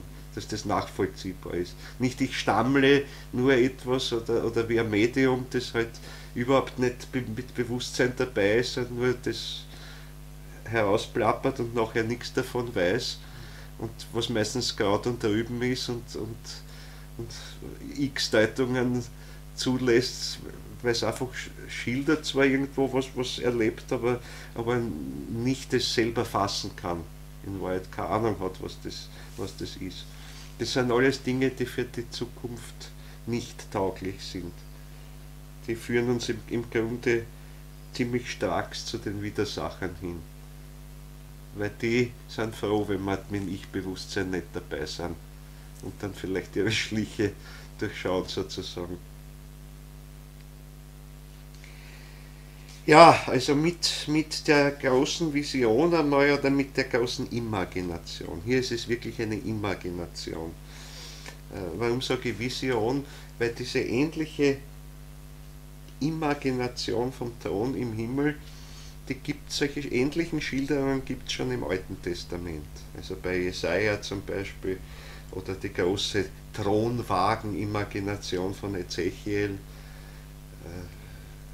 Da gibt es eine eigene Thronwagen-Mystik, gab es bei den Juden die Merkaba-Mystik, der Thronwagen heißt Merkaba, Merkaba heißt Wagen eigentlich und da ist eine ganz starke mystische, das ist eigentlich die früheste mystische Strömung im Judentum. Die Kabbala und diese Sachen sind später daraus entstanden, aber da fängt man an mit dem und die hat ihren Ausgangspunkt eben bei dieser Thronwagen-Vision des des Ezechiel. Und die ist sehr ähnlich wie da, und trotzdem sind feine Unterschiede. Weil da ist ein ganz anderes Bewusstsein dabei. Beim Johannes, der das schreibt, ist ein anderes Bewusstsein dabei. Das merkt man aber nur an den Feinheiten dann, weil die Bilder als solche sind sehr ähnlich, aber das Verständnis der Bilder ist einfach ein anderes. Und ein viel wacheres und eigenständigeres. Noch nicht wirklich ganz wache Intuition, aber deutliche Inspiration. Die Inspiration heißt, ich fange an, das Bild zu verstehen. Das ist das Bild halt im übertragenen Sinn. Ja, aber ich denke, dass es heute zu spät ist, um diese Thronwagen beziehungsweise diese Imagination des Thrones im Himmel, aber auch dann die Thronwagenvision, weil ich denke, wir das nächste Mal beide nebeneinander stellen irgendwo, dass man sieht, wie schaut es in der alten Version aus und wie schaut es in der Version der Apokalypse aus, die eigentlich auf die Zukunft schon deutet. Also das ist das zukünftige Sehen dieser Imagination oder der verwandten Imagination oder der verwandelten. Man könnte sagen, Thronwagen-Imagination beim Ezechiel verwandelt sich in die Thronwagen-Imagination des Johannes. Das ist eine gewisse Spiegelung. Aber jetzt eben mit dem Ich-Bewusstsein dabei. Eben mit dem, was bewirkt wurde durch das Mysterium von Golgatha, durch das der Christus durchgegangen ist und durch das für uns jetzt eigentlich erst seit dem Zeitpunkt eben das gilt, dieselbe Vollmacht des Ich soll ihm eigen sein, die ich von meinem Vater erhalten habe. Ja, damit sage ich Danke für heute. Wenn Fragen noch sind, stehe ich jetzt zur Verfügung. Ansonsten dürft ihr es auch setzen lassen, ruhen lassen bis zur nächsten Woche. Es geht weiter. Wir beißen uns durch den August durch. Ja, Holger, ich habe eine Frage. Ja, bitte. Und zwar, du hast davon gesprochen, dass in der 7. Kulturepoche die Erde ein selbstgesteuerter irdisch-technischer Apparat sein wird. Ja. Das ist Zitat von Steiner. Ja. Und da frage ich mich jetzt, wie das, also eine äußere Technik, die in dem Sinne selbststeuernd ist, wie soll ich mal sagen, also wie man das zusammenfügen kann mit den anderen Aussagen, dass mehr so im imaginativen Bereich, aber in einem tatsächlich stoffgewordenen imaginativen Bereich diese spinnenartigen Wesen Erde bevölkern werden, die entstehen durch unsere heutigen intellektuellen Gedanken, die dann sozusagen, also die dann eben so eine Art imaginative, fast physische Wirklichkeit haben. Naja, das wird den Hintergrund bilden, das wird sehr eng miteinander verbunden sein. Ich meine, äußerlich wird es als diese technische Struktur erscheinen, im Hintergrund wird diese Imagination sein, die aber einen arimanischen Charakter hat, einen ganz starken. Und daher also fast bis ins Physische herankommt, das heißt, es werden Kräfteverbindungen sein, es werden elektrische Sachen, sonstiges sein, das ist jetzt noch schwer zu sagen, weil wir ja die Technologie von der Zeit im Grunde noch nicht kennen, weil nicht wirklich abschätzen können. Weil was wir heute an so zum Beispiel Informationstechnologie und dergleichen haben, an drahtloser Informationstechnologie haben, das ist ein müder Vorklang auf das, was da kommen wird. Und das heißt, es wird sich technischer Mittel bedienen, die durchaus also bis in diesen arimanisch-imaginativen Bereich hineinreichen. Also so in etwa ist das Bild. Ich meine, zwangsläufig gibt es da von Steiner noch keine ganz konkreten Äußerungen dazu, weil wir natürlich jetzt diese Technik, die dann da sein wird, in der konkreten Weise nicht vorhersehen können. Ich meine, auch Steiner nicht, weil die muss erst entwickelt werden und es ist noch offen bis zu einem gewissen Grad natürlich, wie das passieren wird, weil es ist ja nicht so, wenn man in die Zukunft vorherschaut, dass einfach alles schon fertig da ist und sich das nur abspult, sozusagen äußerlich. Man sieht also die Möglichkeiten, die da sind, man sieht also, welche Kräfte mitwirken und und aus dem kann man gewissermaßen eingrenzen, was passieren könnte und was sicher nicht passieren wird. Also gewisse Dinge, die schon von Haus aus jetzt durch das, was bis jetzt passiert ist, an Möglichkeiten abgeschnitten wurde, die werden also auch nicht in Erscheinung treten. Also es engt sich ein irgendwo und sagen wir in 1000, 2000 Jahren hat man schon einen konkreteren Blick, weil wieder Möglichkeiten weggefallen sind. Weil im Grunde, da wir über den Höhepunkt der Erdentwicklung drüber sind, ist auch das der Fall, dass die Möglichkeiten immer geringer werden. Es gibt so ein aufsteigendes Ding, da blüht es richtig auf an Möglichkeiten, was alles passieren könnte und auch wie sich die Natur entfalten kann, was an 100.000 Milliarden Möglichkeiten da ist, wie sie sich verwandeln und entwickeln kann. Und das ist eben nicht vorprogrammiert, sondern das entwickelt sich lebendig, aber gegen Ende zu beginnt sich das wieder einzuschränken. Und schon diese Einschränkung ist ein Weg zu dieser Technisierung hin. Ich meine, es wird mit Sicherheit auch so eine Art Hybridtechnik sein, in die auch Lebendes bis zu einem gewissen Grad integriert ist, sofern man das halt jetzt nur aus unserer Sicht Leben nennen will. Aber es ist etwas, wo Lebenskräfte drinnen auch tätig sein werden. Wir werden mit dem auch umgehen lernen oder sicher am Anfang sehr botschert. Und es wird auch etwas sein, wo selbst in der Technik, also in der Informationstechnologie, ein gewisses Bewusstsein entstehen wird oder entstehen kann. Das wird schon heute viel diskutiert, ob das überhaupt möglich ist oder nicht, aber es wird entstehen. Aber da sind dann eben auch astrale Kräfte natürlich beteiligt. Aber es sind eben nur diese sterblichen, vergänglichen. Also wir werden dann auch bereits ein anderes Bewusstsein haben, wenn wir regelrecht fortentwickelt sind. Wir werden die Welt auch anders erleben. Schon in der 6. Kulturepoche wird es anders sein als heute und erst recht in der 7. Wir brauchen nicht glauben, dass wir die Welt dann genauso sehen werden wie heute. Sondern es wird anders sein. Wir werden sehr viel mehr Geistiges sehen und wir werden trotzdem äußerlich gut zur Rande kommen. Weil ich habe das das letzte Mal ausführlich geschildert. Es ist nicht notwendig dazu, dass ich geschickt mit der Außenwelt umgehe, dass ich sie so erlebe, wie ich sie jetzt erlebe. Ich kann sie sehr wohl geistig-imaginativ erleben und die geistig-imaginativen Bilder unter Anführungszeichen leiten mich ganz sicher, dass ich damit umgehe. Von außen schaut es so aus, nicht der stochert da geschickt herum mit Schraubenzieher jetzt oder weiß ich nicht. Was er im Bewusstsein erlebt, ist ganz was anderes. Die Tiere erleben die Welt ganz anders und gehen auch unheimlich geschickt damit um. In meiner Eichkatzel oder was, das sein Nuss da so geschickt dreht oder was. Das ist nicht, da hat die tolle Nuss und ach, wie geschickt bin ich mit meinen Pfoten. Das ist ein tolles Erlebnis einfach, das Eichkatzel hat, das überhaupt nichts mit dem zu tun hat, was wir äußerlich sehen dabei. Überhaupt nichts. Es erlebt ganz was anderes. Es erlebt eigentlich eine Art niedere Imagination, also eine sehr untere Ebene einer Imagination. Das erlebt es. Da sind Sinnesqualitäten drinnen oder sowas.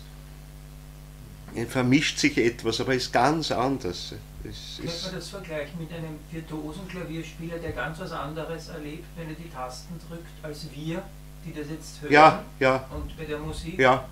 Ja. Wir glauben nämlich, dass das so ähnlich ist. Ja, er hat ganz was anderes. Richtig. Und die Differenz ist noch viel größer, weil es ist ja selbst so, ein Musiker, ein geübter Musiker, wenn er jetzt einem anderen Musiker zuhört, hört noch ganz was anderes als der Laie, der jetzt vielleicht zum ersten Mal jetzt so ein Klavierstück hört oder was. Ich sage, aha, ja, jetzt geht es mir schon langsam am Nerv. Oder, naja, ich sage es jetzt bewusst so.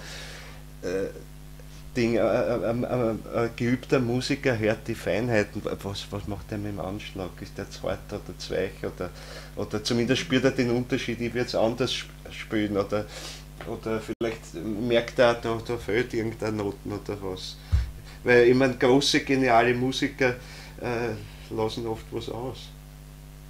Fehlt ein paar Noten, das hat er jetzt gerade nicht erwähnt. Das fällt keiner auf. Kein Menschen fällt das auf. Außer vielleicht einem, der auf dem gleichen Niveau spielen kann wie der Meister selber. Der kriegt es vielleicht als einziger bewusst mit. Ja, und vielleicht kannst du es nachher am Video studieren und irgendwann wirst du das auch merken, aber nicht wirklich. Also die Wahrnehmung der Welt ist sehr unterschiedlich. Natürlich liegt was sozusagen Objektives dem zugrunde, aber wie sich das abbildet in unserem Bewusstsein oder wie wir unser Bewusstsein bilden eigentlich, ich will gar nicht sagen abbilden, weil es ist kein Abbild, sondern wir bilden etwas. Wir nehmen die Welt wahr und formen uns ein Bild davon. Das ist jetzt ein räumliches Bild, ein gegenständliches Bild, wo wir den Dingen völlig getrennt gegenüberstehen. Das ist die Art, wie wir jetzt erleben. Und ich habe euch das in den vergangenen Vorträgen geschildert, dass schon in der urpersischen Zeit oder so anders war. Es sind ein paar tausend Jahre zurück und die Menschen haben anders erlebt. Sie haben gerade erst angefangen, die Welt in Konturen wirklich bewusst wahrzunehmen, in Äußeren. Und noch mehr schwarz-weiß als hell-dunkel in Schattierungen. Nicht so wie wir. Bei den Griechen selbst nur ist ein schwaches Bewusstsein für die Blautöne da. Die sind so irgendwie so ein Undefinierbares irgendwo. Also sie haben noch nicht in ihrem Erleben das ganze Farbspektrum. Die Ägypter, die sogar früher sind, schon, die haben viel mehr. Auch nicht das Ganze, aber viel mehr. Also es überschneidet sich, man darf das nicht so eins nach dem anderen und jeder macht das im gleichen Tempo mit. Also das ist vielleicht so eine ich will nicht sagen Hausaufgabe oder Ding. Versucht euch vorzustellen, wie anders das Erlebnis sein könnte. Es ist aber jetzt auch eine Fantasie natürlich, ist klar, es ist noch keine Wahrnehmung, wie das ist. Es ist auch unheimlich schwer bis unmöglich, namentlich also bei Menschen geht es noch irgendwo, aber wenn ich mich in die Tiere hineinversetze, wird es sehr, sehr schwierig. Wird sehr, sehr schwierig. Also überhaupt je weiter das Tier von der ganzen Körperstrukturen, von den Sinnesorganen von uns entfernt ist, sich das wirklich vorzustellen. Aber versucht einmal Fantasie zu entwickeln. Fantasie kann, wenn es nicht einfach eine Fantasterei ist, einfach ich tue auf Teufel komm raus, mal irgendwas zusammenstoppeln, sondern ich versuche wirklich ein Bild mir innerlich, ein inneres Erleben von dem zu gestalten, zu probieren irgendwo. Das macht schon mal sehr beweglich. Und man ist selber Schöpfer von etwas Seelischen, aber jetzt ganz bewusst. Nämlich gar nicht von meinem, bei mir ja natürlich, ich muss es in meinem tun, aber ich versuche mich in ein anderes hineinzuversetzen. Einfach als Übung.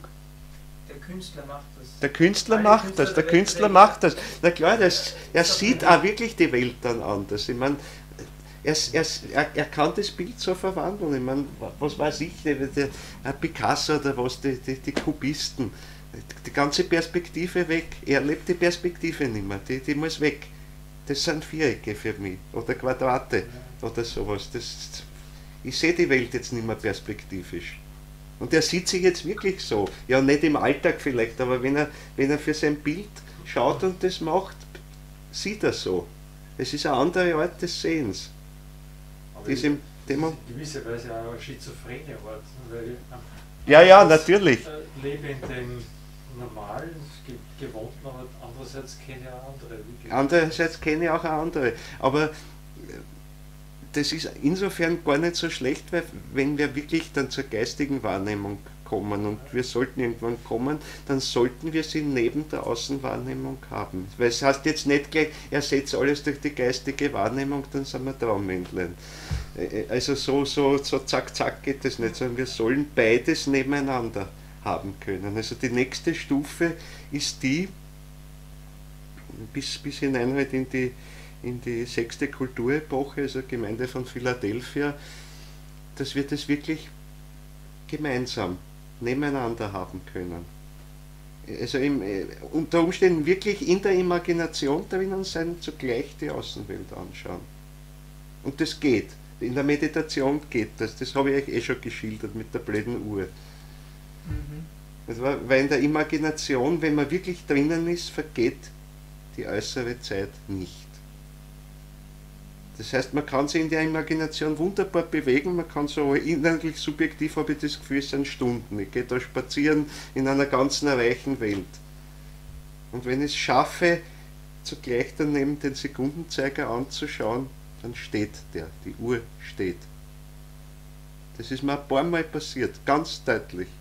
Das erste Mal hat es mich so gewissen, dass ich gleich aus allen draußen war. Weil ich dachte, was ist jetzt, ist die Uhr hier oder was ist los?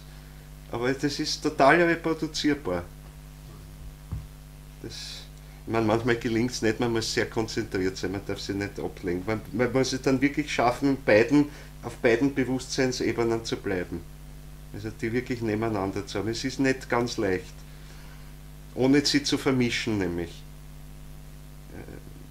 Zum Beispiel beim alten Hellsehen war diese Vermischung fast von Haus aus gegeben. Da hat sich die Sinnesqualitäten sofort in die Imagination gemischt und daher haben sie früher tatsächlich die Imagination auch so erlebt, dass sie eher wie ein verändertes Sinnliches ausschaut, ein verzerrtes, verformtes von mir aus oder sonst was oder wie ein Traumbild, aber wo deutlich die Sinnesqualitäten automatisch da sind.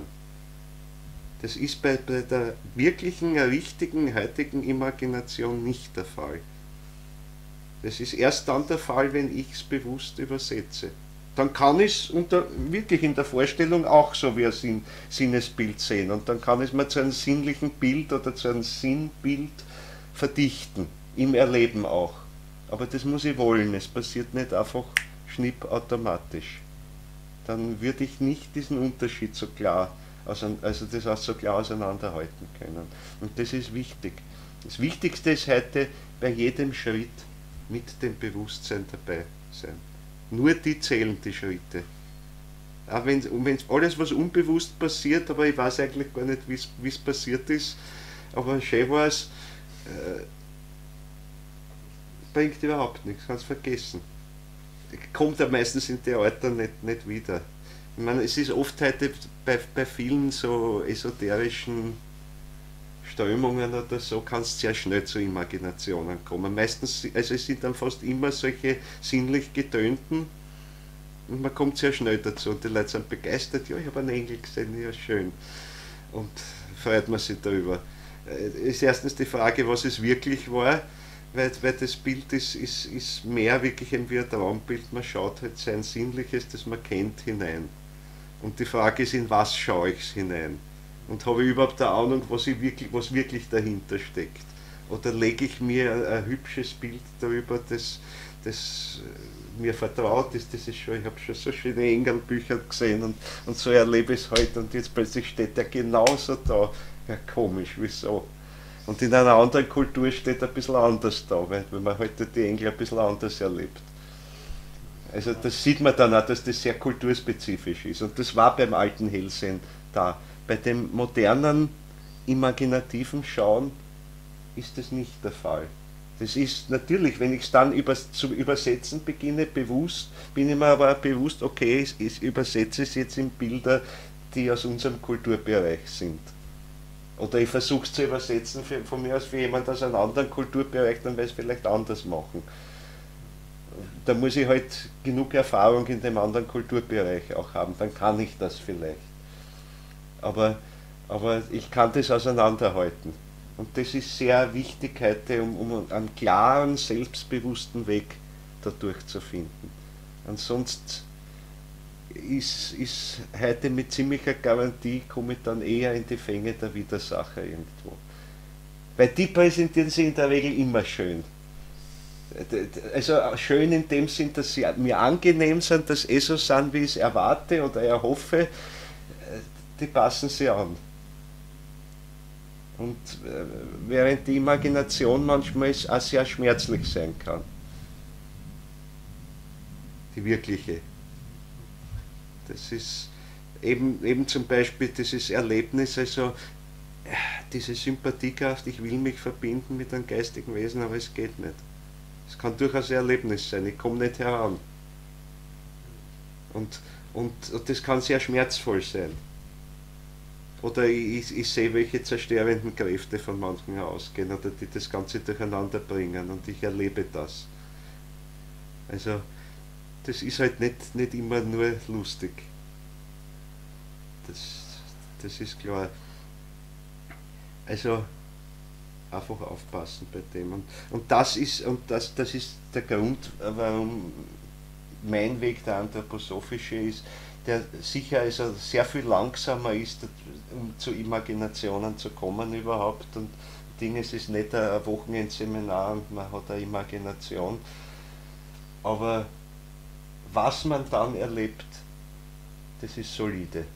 Und man versteht, um was es geht. Und man ist vorbereitet darauf. Und das ist das Wichtige. Und das ist nichts drinnen, auch wenn manche Dinge vielleicht ganz kurios klingen mögen. Aber wenn man den Sagen auf die Spur geht, das ist nichts, wo ich sage, da muss ich meinen Verstand verkaufen und ich darf sonst, nein, was die Wissenschaft sagt, das ist alles, nein, ich darf eigentlich nirgends hinschauen, sonst müsste ich sagen, das ist ein Blödsinn. Weil es passt nicht zusammen, müsste ich solche Scheuklappen. Nein, ich kann alles andere daneben stehen und sagen, es ist nicht ein Widerspruch, auch wenn Sie vielleicht das alle so sehen, aber da gibt es Punkte. Ich muss meinen Verstand nicht verkaufen deswegen. Ich kann ehrlich bleiben dabei. Ich muss nicht so sein, dass ich sozusagen unter der Woche bin ich Wissenschaftler, Techniker und am Sonntag gehe ins Imaginationsseminar sozusagen und da ist alles anders und ich mag vielleicht eine nette Entspannungsübung sein und für das ist vielleicht eh gut, aber Wahrheiten über die geistige Welt erfahre ich dann nicht. Also die müssen schon so sein, dass ich sie hier mit dem Leben hier wirklich irgendwo verbinden kann. Und da muss ich mir ehrlich genug sein, bei manchen sagen, okay, wie das sein soll, wie das da der Schreiner schildert, ich kann mir es noch nicht vorstellen. Gut, dann scheitere ich halt dort noch. Ich meine, ich darf euch nur einen Brocken zum Abschnitt geben, weil der jetzt dazu passt. Also 7. Jahrtausend haben wir gesagt, hören dann die Inkarnationen ziemlich auf und jetzt heißt es doch glatt, im 8. Jahrtausend wird die Wiedervereinigung der Erde mit dem Mond stattfinden. Was tue ich? Also fällt jetzt der Mond runter und ich sage jetzt gar nichts dazu. Ich sage nur, es ist für den äußeren Verstand ist einmal ein ziemlicher Hammer. Ja sicher, eine Naturkatastrophe kann immer passieren. Ich meine, im Moment fliegt der Mond noch weg von uns, also langsam, aber er entfernt sich, also durch die Gezeitenerweibung wird er hinausgetrieben. Irgendwo, das übertragt dann der Impuls, dass er sich herausbewegt und der tut sich in einen beschleunigten Bahndrehimpuls und dadurch fliegt er raus. Ein bisschen weiter entfernt? Ja, jedes Jahr, aber ein paar Zentimeter pro Jahr. Läppert sich aber auch zusammen. Also aus äußerer Sicht ist nichts absehbar in die Richtung, also außer ein Komet kommt oder sonst was, wurscht. Aber von dem ist keine Rede drinnen. Also ich sage nur, wie stellt man sich das vor? Ich meine, eines ist dabei zu beachten, das vielleicht als Hinweis oder als Anregung, weil ich bin mir sicher, dass es nicht so plump ist, dass einfach der Mond runterfällt. Das wesentliche Element ist ja, die Inkarnationen hören auf, hauptsächlich bedingt dadurch, dass auch die Fruchtbarkeit der Frauen aufhört, die Zeugungsfähigkeit weg ist, also einfach äußerlich ist es ein Aussterben der Menschheit, ein langsames. Jetzt hängen aber die Fortpflanzungskräfte mit den Mondenkräften zusammen. Und zwar mit den Mondenkräften, die von außen einwirken. Und der Mond ist aus der Erde aus geistiger Sicht deswegen herausgegangen, um die verhärtenden Kräfte des Mondes herauszuziehen und dadurch überhaupt die lebendige Entwicklung auf Erden zu ermöglichen, sonst wäre alles mumifiziert worden. Und eben auch mit der Fortpflanzung hätte es nicht funktioniert. Und die Fortpflanzungskräfte wirken deswegen, weil der Mond von außen wirkt. Also es wird was mit diesen Kräften zu tun haben. Mit diesen Kräften, die herausgezogen wurden, damals mit dem Mondenkörper, und diese Kräfte, diese verhärtenden, verholzenden, zum Absterben bringenden Kräfte, werden sich zu der Zeit, von der wir jetzt sprechen, wieder mehr mit der Erde verbinden. Ob das notwendigerweise heißt, dass der Mond einfach plups runterfällt, ist ein anderes Kapitel. Also jetzt habe ich euch einen Ausweg angedeutet. Ich meine, das ist der mir eingefallen ist dazu. Weil diese Verbindung der Kräfte ist jedenfalls das Wesentliche. Das ist mir aufgefallen. Also um das geht es. Dass da einerseits der Mond gerade deswegen herausgeht, damit die Fortpflanzung, die geschlechtliche Fortpflanzung auf Erden möglich ist. Und zur Zeit, wo diese Fortpflanzung nicht mehr möglich sein wird, ist die Zeit, wo der Mond sich verbindet. Also jedenfalls diese Mondenkräfte. Mehr weiß ich dazu nicht. Kann ich jedenfalls nicht sagen. Hat Herr Steiner nicht so genau geschildert. Aber man muss bei vielen Dingen sich auch wirklich selber zusammenreißen, dass man sich das nicht selber immer alles viel zu gegenständlich vorstellt. Ja, das ist so wie die Mondentrennung. Ich meine, dass der Mond aus der Erde herausgegangen ist, wenn man sich jetzt vorstellt, okay, da ist die Erdkugel und da ist der Mond drin, jetzt macht plupp und der Mond fliegt raus. Also soll es 100 Jahre dauern, ist auch wurscht, aber es ist immer noch ein Blob. Das Bild stimmt nicht. Oft geht es aus den Schilderungen Steiners aber nicht heraus, also wenn man so naiv, aha, ne, Erde und Mond trennt sich, dann denke ich mir, ja, zwei Körper und geht halt auseinander. Dass das ein langwieriger Prozess kommt da nicht heraus, aber ist ganz wesentlich dabei. Also in Wahrheit ist das ein gemeinsames Gebilde, das sich langsam ein Teil im Inneren zur Erde verdichtet und äußerlich dann ein Teil wird, der das umgibt und sich dann irgendwann zum Mond verdichtet. Das wäre so ein Bild dazu. Das ist aber ein langer Prozess. Ich meine, die Äußerwissenschaft kann in Wahrheit auch nichts Gescheites dazu sagen. Sie haben ein paar Theorien. Ich meine, die meiste ist, dass da irgendein Planet oder so ein größer Ding vorbeigeflogen ist und dadurch das passiert ist. Aber das ist alles hochspekulativ. Aber es ist mit Sicherheit nicht so, dass also einfach der Mond, so wie er jetzt ist, als ein Körper da rausfliegt aus der Erde. Nur dass Mond und Erde sehr ähnlich sind. Also ja. Chemisch, mineralisch, das hat man erkannt. Das hat man erkannt und Sie sehen auch, es ist dieselbe Substanz, also das ist keine Frage, aber da hat sich was separiert und getrennt. Hat also den gleichen Ursprung, war ursprünglich ein Körper, aber das ist in einem viel lockereren Zustand sozusagen, wo sich das trennt und wo sich eigentlich erst die Erde, so wie wir sie heute kennen, einerseits verdichtet und andererseits der Mond als was Separates verdichtet. Also zuerst insgesamt noch viel dünneren und beweglicheren und flüssigen Körper oder Zustand heraus. Also man darf sich das alles nicht zu einfach und zu bildhaft, gegenständlich bildhaft vorstellen. Aber in erster Linie ist es doch ein geistiges Ereignis, das sich dann auch seelisch und lebendig abspielen muss. Genau. Wie es dann physisch genau ist, ist ja nicht so wichtig. Die Wissenschaft geht ja vom Physischen aus und deshalb kommt sie nicht an die geistigen Quellen heran. Und der Punkt ist, eben. Aber da treffen sich die Wissenschaft und die geistige Wissenschaft. Ja, absolut. Von zwei Seiten. Absolut. Weil man muss ja sagen, ich kann aus der geistigen Schau in Wahrheit nicht konkret sehen, wie sich physisch außen abspielen wird. Ich komme von der geistigen Seite und aus dem kann ich dann irgendwie schließen, so ähnlich könnte es äußerlich dann passieren, aber das sehe ich nicht. Sinnlich sehe ich es halt mit den sinnlichen Augen. Also geistig sehe ich es nicht sinnlich.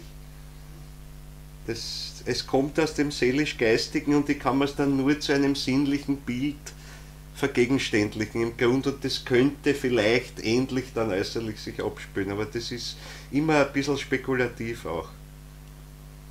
Das ist problematisch, genauso wie es selbst problematisch ist beim Zurückschauen. Ich meine, beim Zurückschauen in der Vergangenheit ist es insofern ein bisschen einfacher, weil die Möglichkeiten eben total eingeschränkt sind eben auf das, was halt tatsächlich passiert ist. Da sind aus den Möglichkeiten halt eine herausgestorben und die war es dann, die im Äußeren ist.